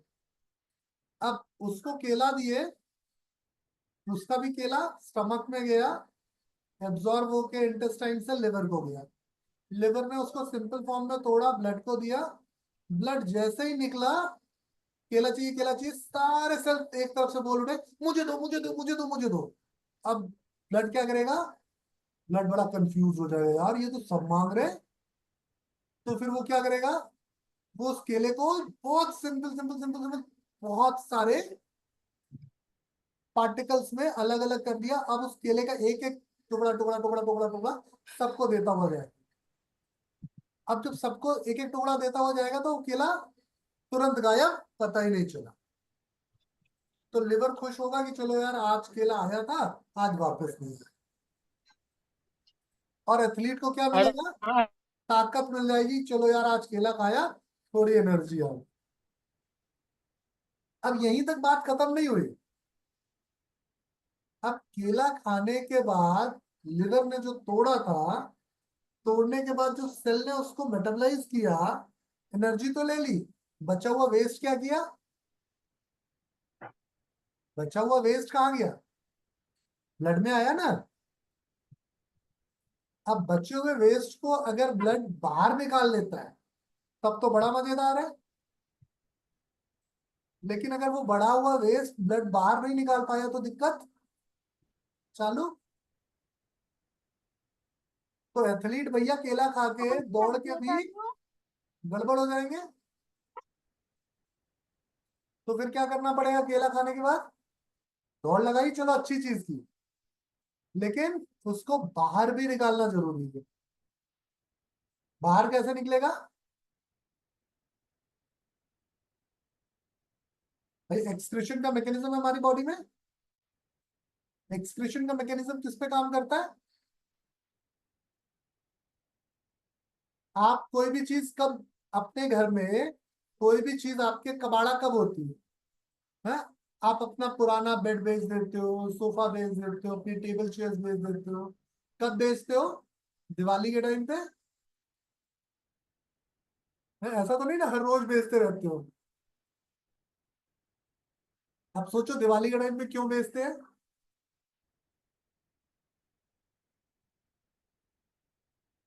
नया लाना होता है ना, पुराना जाएगा नहीं तो नया आएगा कैसे?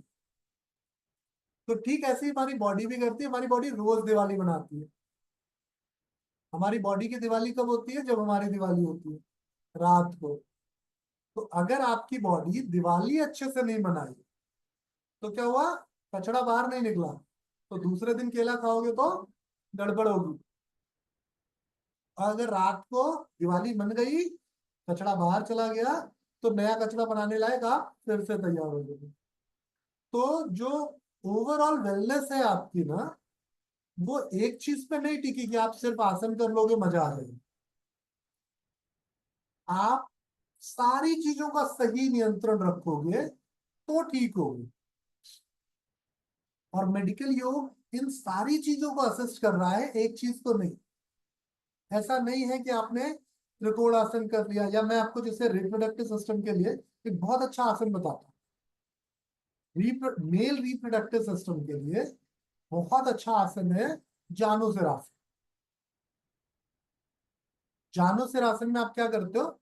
हील को पेरिनियम पे लेके जाते हो, पेरिनियल कॉन्ट्रैक्शन होता है, तो जो मेसेंट्रिक आर्टरी है जो रेक्टम और लार्ज इंटेस्टाइन को ब्लड सप्लाई दे रही थी, वो सिकुड़ जाती है।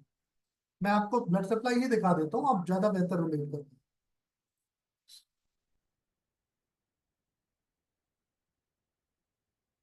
देखिए ये सब चीजें मैं आप लोगों को इतना डिटेल से इसलिए बताता हूँ सो दैट आप लोग थोड़ा सा सोचो कि नहीं यार, योग बहुत साइंटिफिक है, हमें सिर्फ करने की जरूरत है।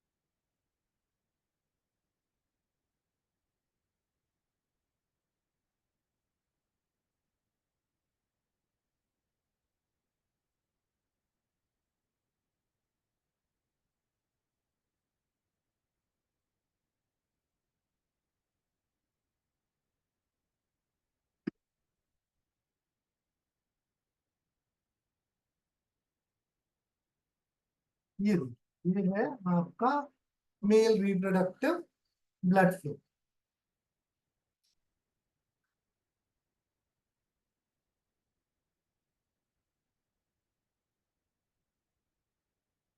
इनके नाम थोड़े कमजोर दिख रहे हैं, एक्चुअली इमेज मैंने थोड़ी छोटी क्वालिटी की ले ली।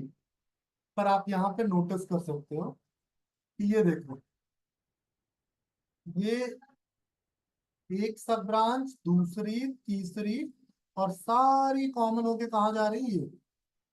तो जब ये पीछे वाले हिस्से पे ब्लड सप्लाई डिक्रीज होगी तो अगले हिस्से पे ब्लड सप्लाई इंक्रीज हो जाएगी। इसी की सब ब्रांचेस यहाँ भी आ रही हैं, आप देख पा रहे होंगे। ये जो ब्लड सप्लाई है इसी की सब ब्रांचेस यहाँ भी आ रही हैं। तो जब आप अपना रेक्टल कॉन्ट्रैक्शन करोगे, या जब आप अपना पेरिनियल कॉन्ट्रैक्शन करोगे, तो क्या होगी? जो मेसेंट्रिक आर्टरी होगी आपकी, उस पर ब्लड सप्लाई डिक्रीज हो जाएगी, तो आपकी बड़ी आंत को और रेक्टम को खून कम मिलेगा, लेकिन टेस्टिकल्स को ज्यादा खून मिलेगा। इसीलिए आप देखो हमारे ऋषि मुनियों ने एक बड़ा अच्छा आसन बनाया था, सिद्धासन है। फिर बिहार स्कूल ऑफ योगा ने इसको दो हिस्सों में तोड़ दिया, उन्होंने एक सिद्धासन किया, दूसरा सिद्ध योनि आसन कर दिया।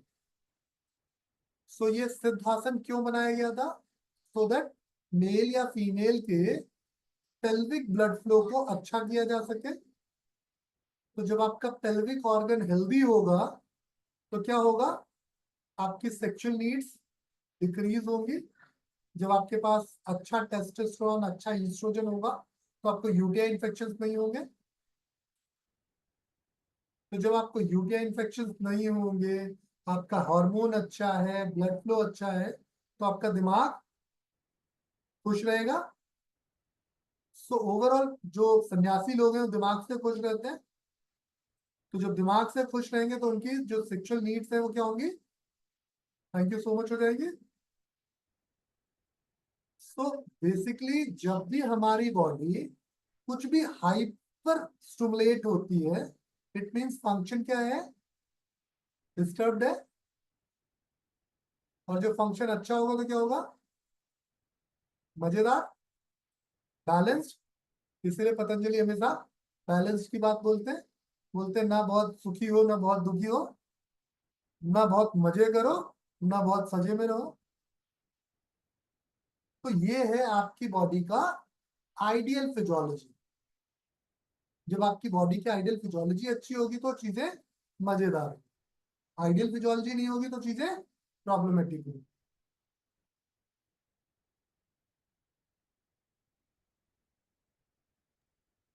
सर तो फिर उसका मतलब मूलबंध लगाते हैं तो पेरिनियम को ही हम मूलबंध इज एक्चुअली पेरिनियम ना? भाई मूलबंध पेरिनियम कहाँ से हो गया? बिकॉज मूलबंध जो है, जब आप मूलबंध करते हो तो आप पूरा रेक्टल एरिया कॉन्ट्रैक्ट करते हो। अब ये हाँ, रेक्टल एरिया आगे जाके आपका प्रोस्टेट ग्लैंड कॉन्ट्रैक्ट कर देता है। ओके, करके देखिए ना, मेरी बात तो मत जाइए। हाँ हाँ, तो यस। ना तो आपको जेनेटल ऑर्गन्स पे ब्लड फ्लो मिलेगा और ना ही पेरिनियम पे मिलेगा। तो मूलबंध जो है वो ब्लड सप्लाई डिक्रीज कर देगा, इंक्रीज नहीं करेगा। तो अगर मूलबंध का आप अच्छा अभ्यास करते हो तो क्या होगा, मूलबंध का अच्छा अभ्यास क्या करेगा आपको,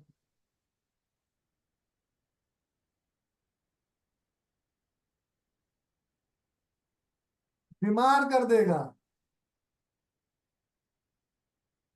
मूलबंध का अच्छा अभ्यास बीमार कर देगा। यही तो आजकल के योगा टीचरों की समझ नहीं है ना, यही तो दिक्कत है। बंद कब लगाए जाते हैं? सॉरी कुछ लोगों को बुरा लगा हो तो माफ कीजिएगा, लेकिन सच्ची बात है, मैं देखता हूँ पहली दूसरी क्लास में लोग बंद लगवाने लगते हैं। ज्यादातर योगा टीचरों में मैंने देखा है कि वो बताने लगते हैं ये वाला बंद लगा लो सारी बीमारी दूर, काम ऊर्जा को वश में करना है, मूल बंद सीखिए। है ऐसे कई सारे यूट्यूब वीडियोस मैंने देखे हैं। तो मुझे देख के बड़ी दुख दुख भी हुआ और बड़ी हंसी भी आई। हमेशा कहा जाता है मुद्रा और बंध का अभ्यास आसनों के उपरांत करें। आसन क्या हुआ, जब आपकी बॉडी एकदम मस्त पेज पे है, आपकी बॉडी मस्त स्टेट पे पहुंची ही नहीं है, आप मूल बंद लगा रहे हो, क्या फायदा होगा? भाई साहब और ज्यादा कमजोरी आएगी, क्योंकि आप ब्लड सर्कुलेशन को और रिस्ट्रिक्टेड कर रहे हो। या फिर थोड़े टाइम के लिए क्या होगा, आपको फीलिंग आएगी कि आप कुछ कर रहे हो, बस मस्कुलर फील आएगा। तो इसीलिए योग का जो क्रमवार अभ्यास बताया गया है वो कैसे बताया गया, क्रमवार अभ्यास ऐसे बताया गया ना कि पहले आप शोधन पे जाओ, शोधन अच्छा हो जाए, सफाई अच्छी हो जाए, फिर स्तंभन पे जाओ, है ना, बैलेंस पे जाओ। बैलेंस जब आसन सधने लगे तब आप मुद्रा और बंध का अभ्यास करेंगे। इसमें भी बंध को पहले रखा गया है, मुद्राओं को बाद में रखा गया है। ये दोनों जब सधने लगे तब कहीं प्राणायाम के लायक होते हो। और प्राणायाम जब आपका बेहतर होने लगे तब कहीं आपका ध्यान का दरवाजा खुलता है। तो आज के समय में जो हम ध्यान बता रहे हैं वो क्या बता रहे हैं? रिलैक्सेशन। आज हम थोड़ी देर तक बैठते हैं, मन थोड़ा प्रसन्न होता है, हम कहते हैं अरे यार गजब ध्यान लगा था। आज तो मैंने ये वाला सेंसेशन फील किया, ऐसे लाइट निकली तो बड़ा मजेदार। मतलब ये ध्यान नहीं है, है? ब्लू लाइट देखना, येलो लाइट देखना। मेरे तो एकदम पेरेनियम में ये जबरदस्त येलो लाइट आई और एकदम पूरा ऑरेंज होता हुआ वायलेट हो गया और पता नहीं क्या हो गया, मेरे अंदर तो कुंडली शक्ति जागृत हुई। ये सब कुछ बेवकूफ बनाने की बात है, खुद को भी और अपने स्टूडेंट को भी।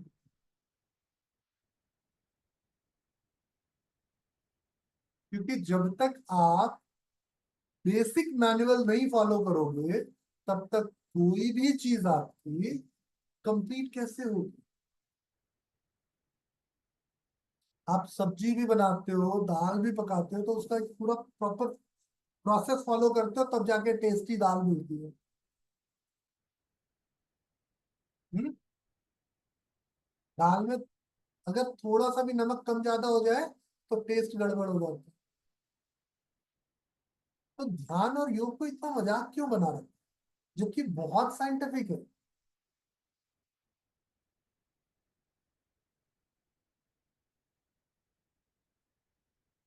तो ये जो साइंस है ना, हमारे ऋषि मुनि बड़े ज्ञानवान लोग थे, उन्होंने बहुत अच्छे से समझ लिया, लेकिन उसका यूज अच्छे से हम नहीं कर रहे, क्योंकि हम थोड़े अज्ञानी हो गए। तो हमें फिर से, मतलब देखो, मैं मॉडर्न मेडिकल साइंस का बहुत समर्थक आदमी नहीं हूँ, लेकिन विरोधी भी नहीं। ठीक? तो मॉडर्न मेडिकल साइंस ही अगर मुझे पढ़ने को सिखा रही है तो मैं मॉडर्न मेडिकल साइंस के साथ ही पढ़ लेता हूँ। उसके बाद जब मेरी थोड़ी बुद्धि खुलेगी तो मैं ट्रेडिशनल साइंस भी पढ़ूंगा। तो मैंने भी क्या किया, पहले मॉडर्न मेडिकल साइंस पढ़ी, फिर ट्रेडिशनल साइंस पढ़ रहा हूँ। मॉडर्न मेडिकल साइंस में आज भी नर्व्स का जो नंबर है वो नहीं पता। ट्रेडिशनल मेडिकल साइंस एकदम स्पेसिफिक बताता है कि 72,864 नाड़ियां हैं। और ये नाड़ियां क्या है? नर्व, नर्व तो है, और क्या है?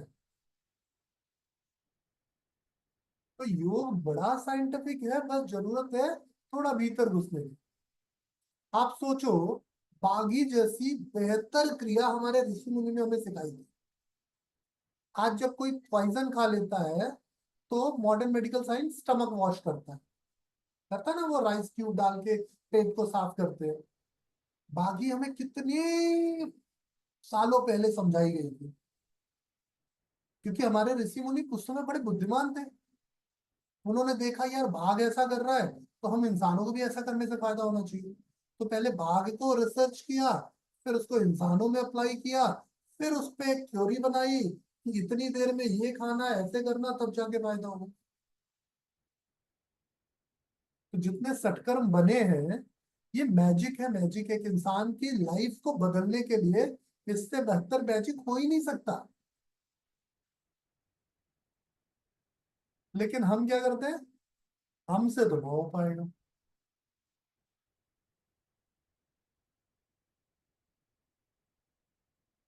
तो पहले सत्कर्म करने लायक बने, पहले सफाई कर लें। पर अगर आप अपने लिए कुछ बेहतर करना चाहते हैं, मैंने आपको पहले भी बोला था, आज भी बोल रहा हूँ, बैठना चालू कीजिए। आपकी प्रॉब्लम फिजियोलॉजिकल नहीं है, आपको भी अच्छे से पता है।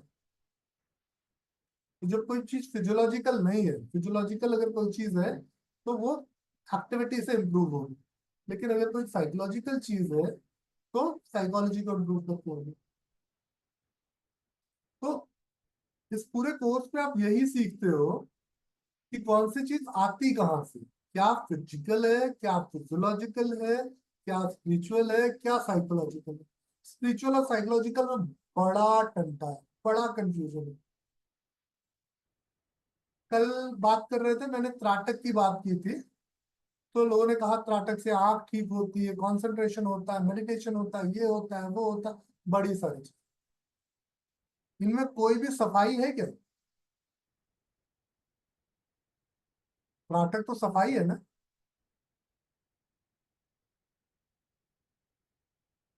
हम्म? कुछ और महानुभाव जो है वो तो इतना तक कह गए कि त्राटक सम्मोहन है, किसी के मन में उतरने की कला है। तो ये बहुत जरूरी है आपको कि बेसिक समझ में आए, और एक बार बेसिक समझ में आ जाएंगे ना, फिर तो पढ़ने का कोई अंत नहीं है। 2 महीने 3 महीने में कोई किसी को कुछ नहीं पढ़ा सकता। तो मैं भी आपको सिर्फ बेसिक समझाने की कोशिश कर रहा हूँ।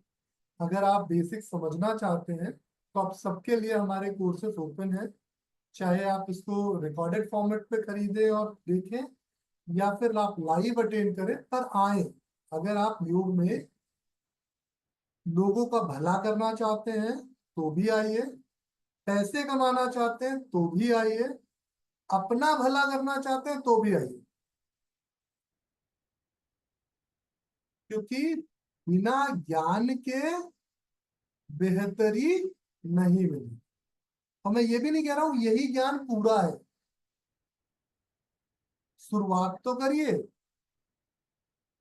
बहुत बड़ा है योग का ज्ञान। योग में ऐसा भी होता है अगड़म बगड़म भूख और ठीक हो जाते हैं। तो उस लायक पहुंचने के लिए पहले बेसिक्स जरूरी है। मैं आपको बेसिक्स बता रहा हूँ, समझा रहा हूँ। मैं ये बिल्कुल नहीं कह रहा हूँ कि मैं जो बता रहा हूँ समझा रहा हूँ सिर्फ इतना ही। योग की यात्रा इससे कहीं ज्यादा है, बहुत गहरी है। आप उतरिए तो सही। ठीक है, चलिए आपके सवाल लेते हैं। अगर आपके कुछ सवाल हो, जो लोग कोर्स पे हैं, आप लोग भी अपने सवाल कुछ अगर है तो पूछ लीजिए। सर मैं पूछ सकती हूँ? अपेक्षा हाँ मोदी। बिल्कुल, अपेक्षा बोलिए। सर मेरा एक क्वेश्चन था कि आपने एक आपके स्टूडेंट का किस्सा अभी शेयर किया कि उनको फाइब्रॉइड था, मतलब एज भी ऐसी थी कि मतलब उनको रिमूव नहीं करना था यूट्रस।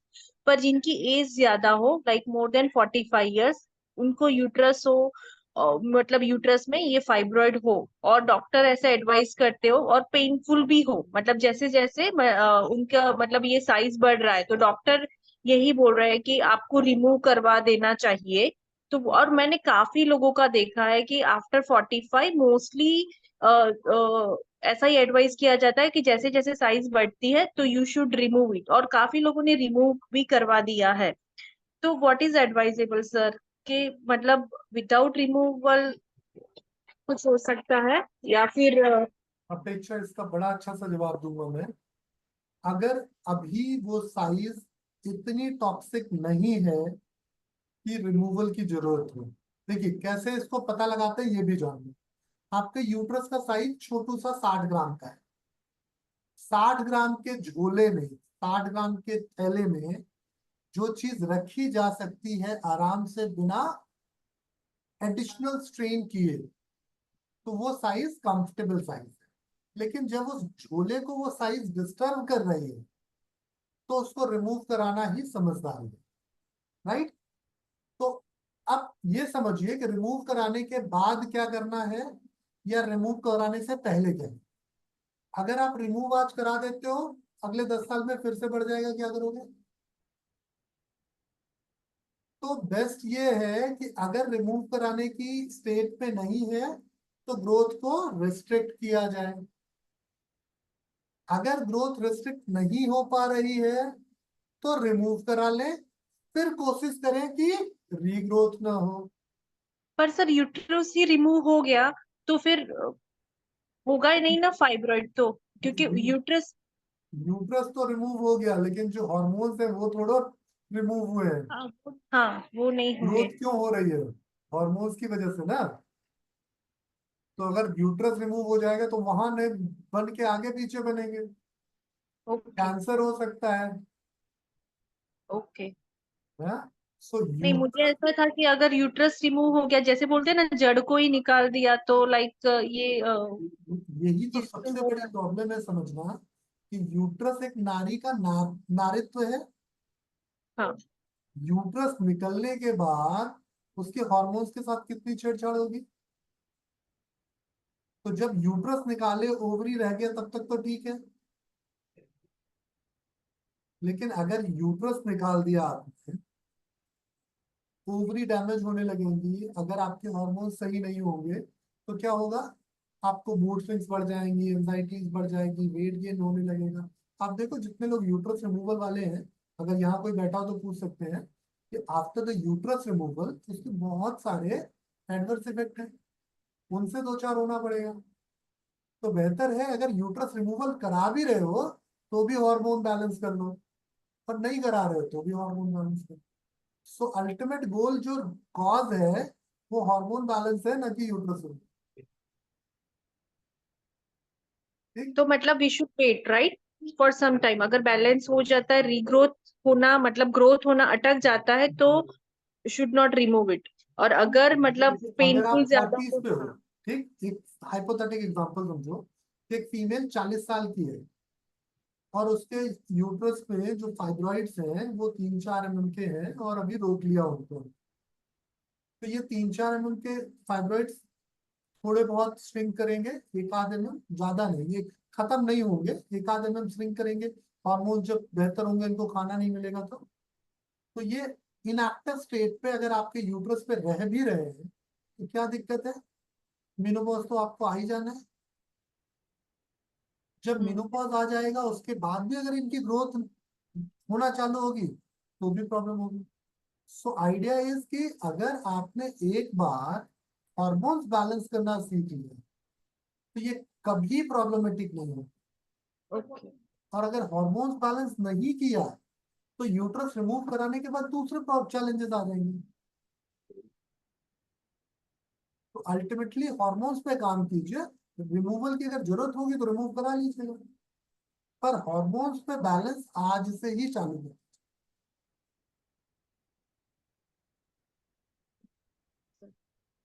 चलिए, कोई और सवाल। अरे कहाँ गए भाई, काफी सारे सवाल पूछे जा रहे थे मेरे से, व्हाट्सएप तो कई सारे आए थे, यहाँ कोई सवाल नहीं आ रहा। Can you please repeat the query, because due to network my I have this Zoom class has been Anjali अगर आप disconnected. बुरा ना माने तो प्लीज थोड़ा तेज बोलिएगा, क्योंकि मुझे लग रहा है शायद मेरी तरफ थोड़ा शोर है, मैं कम सुन पा रहा हूँ। या फिर प्लीज आप में से कोई अंजलि की बात सुन के एक बार रिपीट कर दीजिएगा, प्लीज बोलिए Anjali. I was having two query about resin and liver. How a person can take that क्या बोलते हैं, लोबिया लोबिया कैसे डाइजेस्ट कर सकता है पीसीओडी में, बिकॉज लीवर जब सही वर्क नहीं कर रहा है तो पीसीओडी में ऐसे हाई जो गैस बनाते हैं या ऐसी चीजें छोले वगैरह कैसे डाइजेस्ट हो सकते हैं।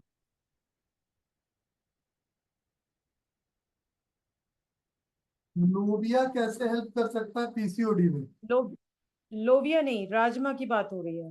लोबिया राजमा। तो कुछ भी, आपने राजमा कहा था ना क्लास में, राजमा ले मैं सकते हैं। राजमा लोबिया दोनों की बता देता हूँ, दोनों ही हेल्प कर देंगे। देखिए, जब भी आप राजमा, लोबिया, चना, मूंग, मोठ, है ना, ऐसी कोई भी चीज खाते हैं तो इनसे आपकी बॉडी को जो कॉम्प्लेक्स न्यूट्रिशन मिलता है उसमें बड़ी मात्रा में प्रोटीन मिलता है। जो लोग वेजिटेरियंस हैं उनके लिए प्रोटीन का बड़ा अच्छा सोर्स है, साथ साथ इनमें अच्छी मात्रा में फाइबर होता है। ये बहुत बड़ा मिथ है कि आपको फल खा के या सब्जी खा के फाइबर मिलता है। ज्यादा फाइबर आपको राजमा, चना, छोले खा के, दाल खा के मिले। तो जब आपके पास फाइबर अच्छा होगा तो क्या होगा, आपका एक्सक्रीशन नेचुरली बूस्ट हो जाए। तो आपकी बॉडी में अगर वाटर इनटेक की कम इच्छा रहती होगी तो आपको तो ज्यादा पानी पीने की इच्छा बढ़ जाएगी। आप देखते हो ना, कभी कोई अगर चने, रोज चना खा लो या चने का सत्तू का ड्रिंक पी लो तो आपको प्यास बहुत लगती है। कभी किसी ने एक्सपीरियंस किया? Yes sir. ये जो प्यास ज्यादा लगती है वो इसलिए लगती है क्योंकि अब आपकी लार्ज इंटेस्टाइन में पानी रुकने लगा। नहीं तो क्या होता था कि आपके लार्ज इंटेस्टाइन का पानी भी एब्जॉर्ब करके आपके ब्लड सर्कुलेशन का हिस्सा बना लेते थे। तो जितने लोगों को पीसीओडी में एडीएच का सिक्रेशन ज्यादा होता है उन सबको क्या होता है, डायूरेटिक्स प्रॉब्लम बढ़ जाती है, उनको यूरिन फ्रीक्वेंसी बढ़ जाती है, तो उनका ब्लड सर्कुलेशन नेचुरली स्लगिश हो जाएगा। लेकिन अगर वो लोग राजमा, छोला, लोबिया, चना, मूंग, मोठ जैसे अनाज खाएंगे तो उनके इंटेस्टाइन में, लार्ज इंटेस्टाइन की बात कर रहा हूं मैं, यहाँ पानी रुकने लगेगा। तो जब यहाँ पानी रुकेगा तो आपको नेचुरली प्यास लगेगी, आप ज्यादा पानी पियोगे। पानी इंटेस्टाइन से आपके ब्लड स्ट्रीम में जाएगा, ब्लड का वॉल्यूम बढ़ा देगा। तो जब ब्लड का वॉल्यूम बढ़ेगा, इंटेस्टाइन में पानी रुकेगा, तो ब्रेन नेचुरली एडीएच कम कर देगा। एडीएच कम होगा तो आपकी हीलिंग प्रॉपर्टी नेचुरली इंक्रीज हो जाएगी। जो बॉडी में इंटरनल सूजन है जिसकी मैं बात कर रहा था, जिसकी वजह से लिवर गड़बड़ हो रहा था, वो मैकेनिज्म मिनिमाइज हो जाए। तो इसीलिए राजमा, छोले, लोबिया, चना, है ना, मूंग, मोठ, ये सब आपके ये काफी डाइजेस्ट अच्छे कैसे दोस्त हैं अगर होगा? छोटी मात्रा में लिए। कैसे होगा? ये तो गेस्ट बनाएगा ना। क्या कह रहे हैं आप? लीवर कैसे लीवर में तो 2 चम्मच डाइजेस्ट कैसे होगा जब लीवर ही प्रॉपर काम नहीं कर रहा है? पीसीओडी में लीवर की वजह से ना, लीवर इफेक्ट होता है तो गॉल ब्लैडर भी डिस्टर्ब होता है। तो इसमें जब डाइजेशन प्रोसेस ही वीक है तो हाई प्रोटीन डाइट तो और भी ले सकते हैं ना। मूंगफली है, आपका भुने चने हैं, A2 गाय मिल्क है। Why we go for rajma only? Fibre अगर चाहिए तो और भी सोर्स है। राजमा पचेगा कहाँ? डाइजेस्ट ही कैसे होगा? आपकी जानकारी के लिए बता दूं कि राजमा, छोले, चने, मूंग, मोठ ये पचने में सबसे सरल होते हैं। लेकिन जब इनको बहुत सारे मसाले में ऐसे कलछी चला चला के पकाया जाता है तो ये पचने में थोड़े गरिष्ठ हो जाते हैं, इनसे गैस बनती है और थोड़ा डाइजेशन डिस्टरबेंस होती है। लेकिन अगर राजमा को रात को भिगो दो, सुबह उबाल लो और खा लो तो ये पचने में बहुत सुविधाजनक है और बहुत प्रभावी है। यू आर क्योंकि टॉकिंग ऑफ आपका लिवर, नेचुरोपैथी डाइट ना सर, उससे भी हाँ जी, डाइजेस्ट नहीं है। नेचुरोपैथी डाइट से भी नहीं है। क्या कह रहे हैं? नेचुरोपैथी डाइट से भी डाइजेस्ट नहीं होते हैं सर, जिसको पीसीओडी होता है। अब भाई अंजलि जी देखिए, इस पे तो मैं आपको एक ही, I don't agree on this point because rajma digest होने में, छोला डाइजेस्ट होने में दिक्कत होती है। और वाई हम मूंगफली क्यों नहीं जाते? इट इज एल्कलाइन प्रोटीन, उसको लेने के बाद भी साइड इफेक्ट नहीं है। देखिए पहले तो मैं आपसे क्षमा चाहूंगा, आप एग्री करें ना करें ये आपका व्यक्तिगत विषय है। रही बात अगर न्यूट्रिशनल कंपोनेंट की, तो न्यूट्रिशनल कंपोनेंट में मैं, जाहिर सी बात है कि मूंगफली को बुरा नहीं मानता। मेरे हिसाब से राजमा और मूंगफली दोनों अच्छे हैं। जहां राजमा की जरूरत है वहां राजमा खाना चाहिए, जहां मूंगफली की जरूरत है वहां मूंगफली खानी चाहिए। मैं बात कर रहा हूं अगर इंटरनल सूजन को कम करने की, तो मैं चाहूंगा कि मैं अपने लिवर को मजबूत करूं। और जब मैं अपने लिवर को मजबूत करूं तो उस समय राजमा मेरा बेहतर खाना होगा बजाय किसी और दूसरी चीजों की। अगर आपको इससे आपत्ति है तो माफ कीजिए, मैं आपकी इस आपत्ति को स्वीकार करता हूँ, थोड़ी और पढ़ाई करूंगा। अगर कहीं मेरी पढ़ाई में कोई कमी होगी तो भी मैं आपको आके बताऊंगा। और अगर मेरी पढ़ाई ठीक है तो मेरे साथ है, आपको अगर मानना है मानिए, नहीं मानना है तो भी मैं क्षमा चाहूंगा, मैं आपको फोर्स नहीं कर सकता कोई चीज मानने की। और ये डिबेट का तो कोई विषय ही नहीं है। आपको नहीं खाना है मत खाइए, या फिर खा के अंदाज लीजिए और फिर कोई ओपिनियन बनाइए। मैंने ऐसे तो नहीं कहा कि आप घर में कुर्सी पे बैठ के कुर्सी तोड़ते रहो और राजमा खाओ। क्या मैंने ऐसा कहा था? आप में से कई लोग थे मेरे वर्कशॉप में, क्या मैंने कभी ऐसा कहा कि कुर्सी तोड़ते हुए राजमा खाएं? तो अगर कुर्सी तोड़ते हुए राजमा नहीं खाएंगे तो राजमा सुपर फूड है, और कुर्सी तोड़ते हुए राजमा खाना है तो राजमा जहर है। अब इच्छा आपकी है कि आप खाएं या ना खाएं। सर, आपने अभी जब बोला कि जब हम ये सब चीज ग्रेन्स खाते हैं तो बॉडी में वाटर का इंटेक ऑटोमेटिकली बढ़ जाता है बिकॉज फाइबर ज्यादा होता है। तो जो लोग जो ये सब चीजें खाते नहीं हैं ज्यादा, फिर भी उनको बहुत ज्यादा पानी का मतलब इंटेक ज्यादा रहता है। फॉर एग्जाम्पल मैं अपना ही दूंगी, क्योंकि मैं बहुत कम खाती हूँ, मतलब मैं इतना सा खाती हूँ, और मैं तो ये ग्रेन्स ज्यादा खाती भी नहीं हूँ। लेकिन सिर्फ मोस्टली मुझे पानी इतना लगता है, मतलब मैं बहुत ज्यादा पानी पीती हूँ। तो मुझे खाना नहीं मिलेगा तो मुझे चल जाएगा, लेकिन मुझे पानी बहुत ज्यादा चाहिए रहता है। तो ये होने का कारण क्या चीज है? मतलब मैं वो बहुत देखिए, कंफ्यूज। अब फिर मैं यही करेक्ट करूंगा। आप लोग के साथ दिक्कत क्या है ना, कि आप लोग जो चीज आपको आती रहती है उसको सुन लेते हो, उसके साथ वाली चीज नहीं सुनते। मैंने जब ओके। राजमा के लिए बोला, मैंने साफ साफ शब्दों में बोला था कि राजमा मैं इसीलिए खाने को कह रहा हूं क्योंकि एडीएच का सिक्रीशन मैक्सिमाइज है, उसको मुझे मिनिमाइज करना है। आपको बार बार प्यास क्यों लग रही है? क्योंकि एडीएच का सिक्रीशन मैक्सिमाइज है, उसको मिनिमाइज करने का सोच ही नहीं रहे। भाई, एडीएच का सिक्रेशन जब तक मिनिमाइज नहीं होगा तब तक आप पानी डालते रहो, निकलता रहेगा, डालते रहो, निकलता रहेगा। पानी हम्म। पीजिए, 50 मिनट बाद वॉशरूम में जाके खाली कराइए। राइट?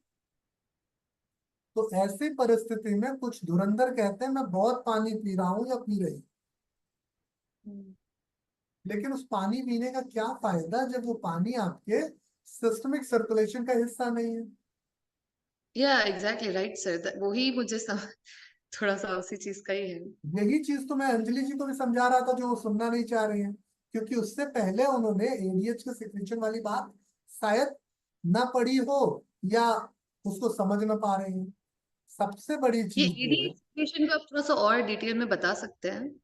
भाई एडीएच बेसिकली जब आपका क्रेनियल प्रेशर बढ़ेगा तो आपके हाइपोथैलेमस से आएगा, सो दैट आपकी बॉडी ये डिसाइड करती है कि कितना पानी उसको स्टोर करना चाहिए। मेरे शरीर में कितना पानी रुकेगा, ये एडीएच का सिक्रेशन डिसाइड करेगा कि मैं कितना यूरिन बनाऊंगा। अब जब ये एडीएच का सिक्रेशन कम होता है तो मैं कम यूरिन बनाता हूँ। ठीक है? अब जब ये एडीएच का सिक्रेशन ज्यादा होगा तो मैं ज्यादा यूरिन बनाऊंगा। तो मैं अगर कम पानी पी रहा हूँ, यूरिन ज्यादा बना रहा हूँ, तो मेरे शरीर में पानी की कमी होगी, मेरा सर्कुलेशन डिस्टर्ब हो जाएगा। मेरे शरीर में एडीएच का सिक्रेशन ज्यादा हो रहा है, मैं बार बार यूरिन जा रहा हूँ, इसलिए मुझे प्यास भी लग रही, मैं पानी भी ज्यादा पी रहा हूँ, तो मैं जितना ज्यादा पानी पीऊंगा उतना ज्यादा यूरिन जाऊंगा। सो कुल मिला के एडीएच यहाँ पे भी मेरे शरीर में पानी के बैलेंस को असंतुलित करेगा, जिससे मेरा सर्कुलेशन ऑब्स्ट्रक्टेड होगा, मेरी इंटरनल सूजन बढ़ती जाएगी। सो मेरी इंटरनल सूजन को कम करने के लिए मैंने कहा कि भाई मैं इंटेस्टाइन में पानी को लॉक करूंगा, सो दैट मेरे ब्रेन को लगे कि पानी की कमी है, तो वो पानी को रोकेगा। राइट?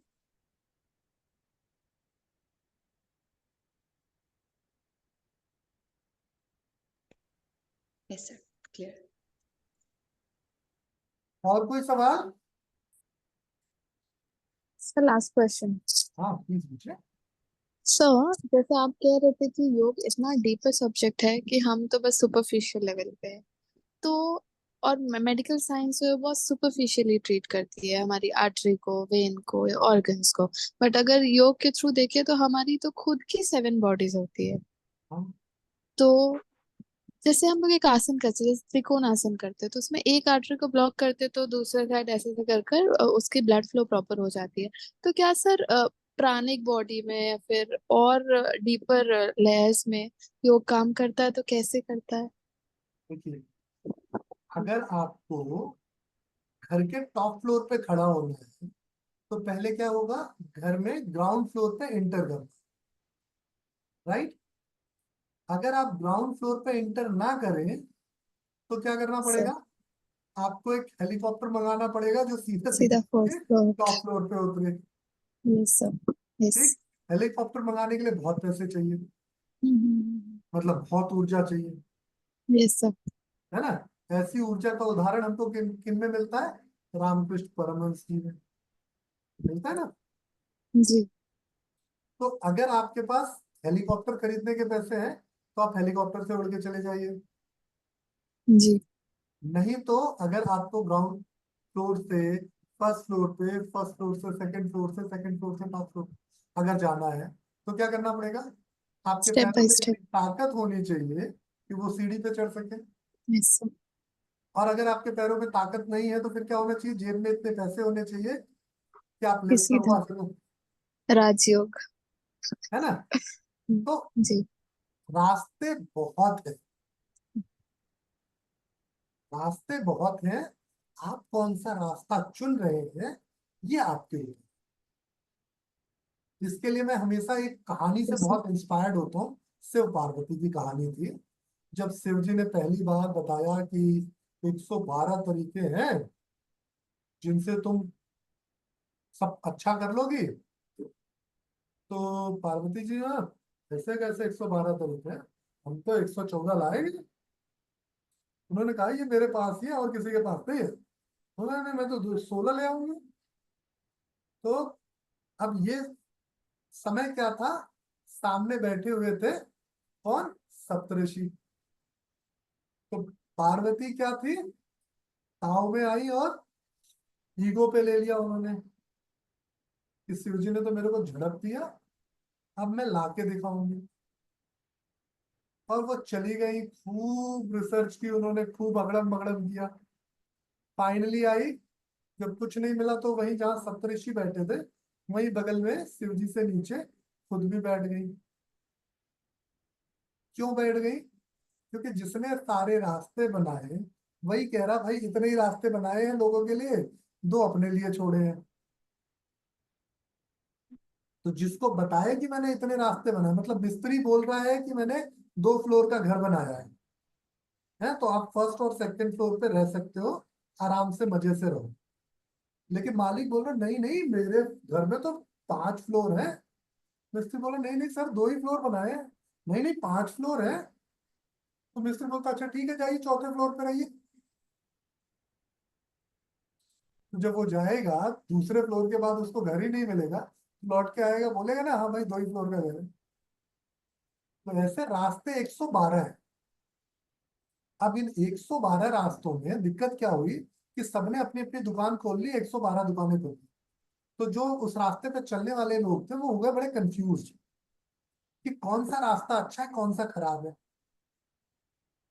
तो उसके बाद एक थोड़ा बुद्धिमान सा आदमी आया, उसने सबसे 112 रास्ते सीखे और उनका एक इसेंस बना के एक रास्ता बना दिया, जिसका नाम दिया जिसका नाम दिया पतंजलि का रास्ता। ओ अच्छा। ठीक, हम्म। उस रास्ते से जब कुछ लोग बेहतर होने लगे तो सबने कहा सारे रास्ते छोड़ो, ये पतंजलि का रास्ता अच्छा है, बड़ा शॉर्टकट है, इसको फॉलो करो आगे बढ़ जाओगे। तो पतंजलि का रास्ता पिछले 4-5 हजार सालों से बड़ा पॉपुलर हो गया। Yes sir. उसी बीच कुछ लोग ऐसे भी आए जो पतंजलि से पूरी तरह से इत्तेफाक नहीं रखते थे, मतलब ये कहते थे कि हाँ पतंजलि ने जो बताया ठीक बताया, लेकिन ये नहीं कहते थे कि यार इसमें भी कुछ कमी है। तो कौन हुए वो, एक घेरण्य साहब थे जिन्होंने घेरण्य संहिता लिख दी। ओ अच्छा। फिर एक दूसरे सज्जन जो थे वो मत्स्येंद्र नाथ थे। हाँ। उन्होंने कहा यार हिरण्य ने लिखा तो ठीक है लेकिन थोड़ा और कुछ इसको बेहतर करते हैं। तो उन्होंने अपने एक शिष्य को बुलाया, स्वात्माराम को। बोला भाई स्वात्माराम देख, मैं तेरे को एक ज्ञान दे रहा हूँ, इसको थोड़ा ड्राफ्ट कर और अच्छे से लिख डाल। तो उन्होंने अपना सारा एक्सपीरियंस जो पतंजलि और इधर उधर से सीखा, उसको सारा स्वात्माराम को बोला। स्वात्माराम ने एक पूरा अपना प्रिंसिपल तरीका बना के निकाल दिया। पूरी माइथोलॉजी बनाई और संप्रदाय बना दिया, नाथ संप्रदाय। और उन्होंने हठ योग की निष्पत्ति कर दी। ठीक। अब हठ योग के बाद फिर टाइम बदलता गया, बहुत सारे योगा टीचर आते गए, कुछ मेरे टाइप फर्जी भी आते गए। जो मेरे टाइप फर्जी आए उन्होंने थोड़ी रिसर्च कर ली। हाँ। तो जब उन्होंने थोड़ी रिसर्च की तो उन्होंने देखा यार ये तो बड़ी मजेदार चीज है। तो सब कुछ छोड़ छाड़ के वो बेचारे योग सीखने सिखाने में लग गए। कुछ लोग उसमें ऐसे भी आए जिन्होंने अपना खुद का ज्ञान उसमें बहुत पिरो दिया, डाल दिया। है ना। ऐसे कुछ एग्जाम्पल आपके सामने मैं रख भी सकता हूँ। जैसे एक बड़े अच्छे ज्ञानवान इंसान स्वामी धीरेन्द्र ब्रह्मचारी हुए, जिन्होंने इस प्रथा को और बेहतर बनाने के लिए योग में सूक्ष्म व्यायाम और स्थूल व्यायाम जोड़ दिए। फिर इसी कड़ी में बिहार स्कूल ऑफ योगा जुड़ा, जिसने और बेहतर बनाने के लिए सूर्य नमस्कार, योग निद्रा और पवन मुख सीरीज, बहुत सारी ऐसी रिसर्चेस जोड़ दी। इसी सीरीज में एक और सज्जन जुड़े, अयंगर जी, जिन्होंने सहूलियत और बना दी कि भाई ऐसे नहीं कर सकते तो ऐसे कर लो, है ना। उन्होंने प्रॉप्स ऑफ जोड़ दिए, वेरिएशन। है ना। इसी सीरीज में और कुछ लोग और जुड़े, उनको लगा नहीं यार इसको और भयानक बनाना है, तो उन्होंने अपने ही कुछ नाम जोड़ दिए और टेक्निकलिटी जोड़ दी। तो वो फिर क्या हो गए, सदगुरु और रविशंकर जैसे लोग हो गए, है ना, या महेश योगी जैसे लोग हो गए, जिन्होंने अपना ही कोर्स बना दिया कि ये कोर्स सीखो। अब जैसे सदगुरु जी उपयोग सिखाते हैं, है ना, या सदगुरु जी का आप देखो नाड़ी विभाजन है, या सदगुरु जी का आप देखो या सूर्य क्रिया है उनकी। फिर बहुत सारी ऐसी प्रैक्टिसेस हैं जो योग से इंस्पायर्ड तो है, लेकिन वो क्लेम करते हैं कि ये मेरा पूरा तरीका है। कुछ और महानुभाव हुए, उन्होंने पूरी किताब को ही छाप दिया और वो उन्होंने पेटेंट करा लिया, विक्रम हॉट योगा बना लिया, है विक्रम का पावर योगा बन गया। तो ऐसे ऐसे बहुत सारे ज्ञानवान लोग आते जा रहे हैं।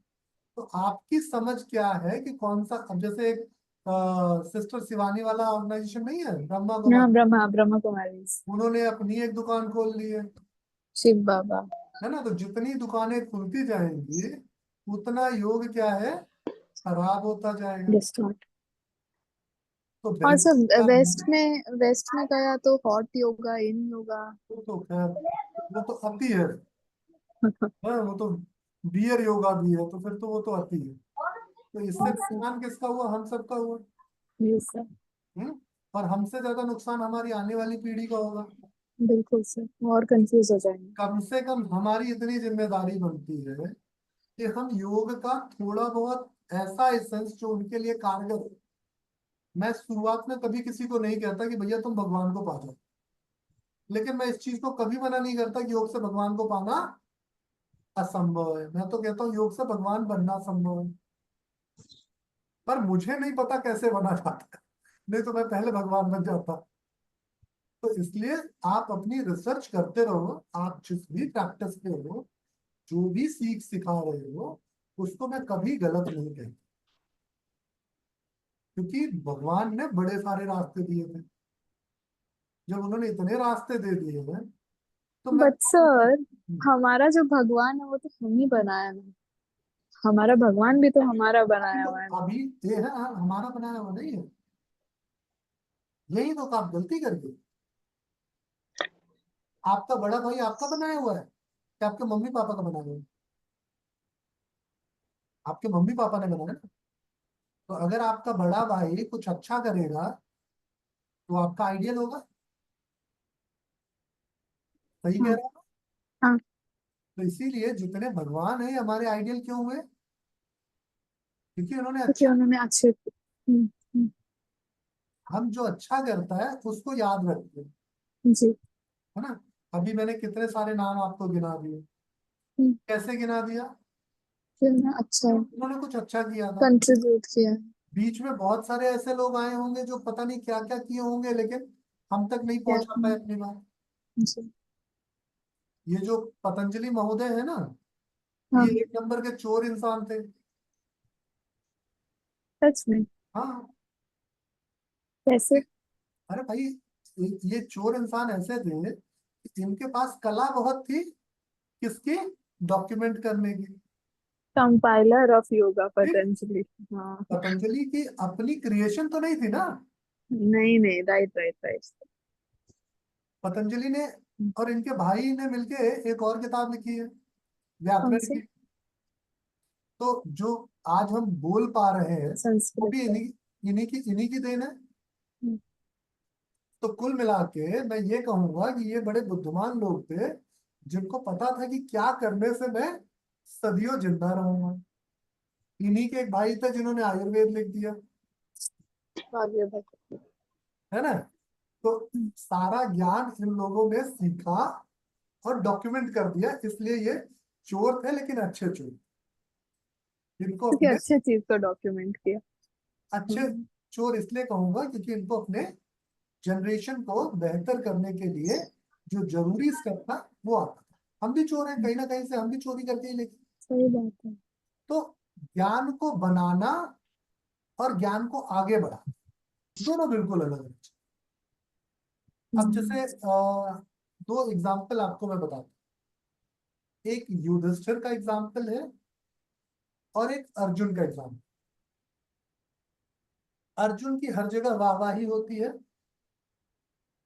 युधिष्ठिर को जब भी कहा जाता है, हमेशा क्या कहा जाता है? अर्जुन के बड़े भाई थे, पांडवों में सबसे बड़े थे, ये था वो था, झूठ नहीं बोलते थे, ऐसे थे वैसे थे।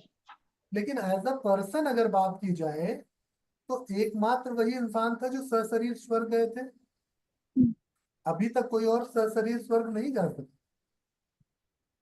तो एज अ पर्सन अगर माना जाए तो अर्जुन से कई गुना ज्यादा अच्छे थे। ऐसा। तो इसलिए सबकी अच्छाई सबकी बुराई है। जिसका जो अच्छा लगे ले लो, जिसका जो बुरा लगे थैंक यू। ऐसा। चलिए, बहुत बहुत धन्यवाद आप थैंक सबके यू सर। समय और सहयोग के लिए। अंजलि जी, माफी करिए चाहूंगा अगर मेरी किसी बात को आपको तकलीफ लगी हो, पर प्लीज आप भी पढ़िएगा और कुछ अगर रिलेवेंट मिलता है तो मुझसे भी शेयर कीजिएगा। हमारे हमने बीच कई जनों से न्यूट्रिशन कांटेक्ट एक्सपर्ट भी किया, हैं। कई जनों से कांटेक्ट किया, और राजमा तो सबने ही मना किया। इवन इस चीज पे भी पूछा गया कि सॉल्ट और ginger which one is better, क्योंकि एज अ काढ़े के रूप में, क्योंकि पीसीओडी में 3-4 चीजें बहुत कॉमन है। एक तो जिंजर और या सॉल्ट का पानी, दालचीनी का पानी। तो ये जो पानी वाला कॉन्सेप्ट है ना, उसमें वो बहुत बड़ा हमने बेवकूफी कहा है। कि सॉल्ट ली जाती है, जिंजर आ, नहीं ली आज जाती ही है। मैं आज ही मैं एक इंस्टाग्राम वीडियो बनाने वाला हूँ जिसमें मैं ये डिटॉक्स वाटर को डिकोड करूंगा, है ना। ये ये गलत और होता है। दूसरा वीडियो में बनाऊंगा इम्यूनिटी पे। ठीक है। नहीं, जिंजर क्यों लेनी चाहिए और सॉल्ट क्यों नहीं लेनी चाहिए, ये भी दोनों क्लियर नहीं नहीं है। लेनी चाहिए भगवान।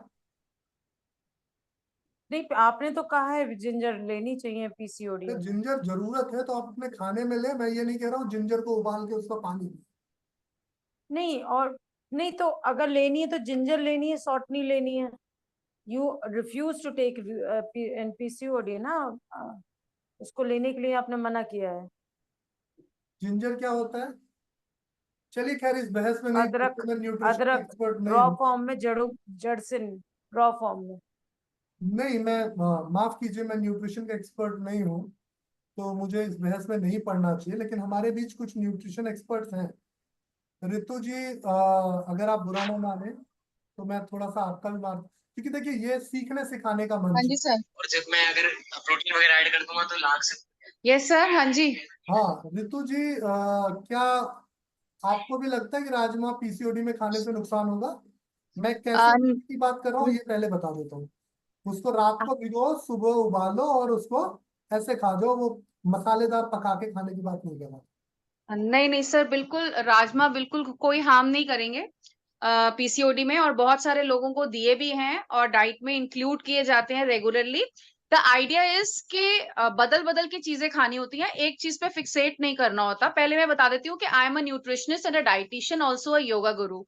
और मैं पिछले काफी सालों से इसी फील्ड में वर्क कर रही हूँ और बहुत सारे पीसीओडी पेशेंट्स को रिकवर किया है और उनके पीरियड्स नॉर्मलाइज किए हैं।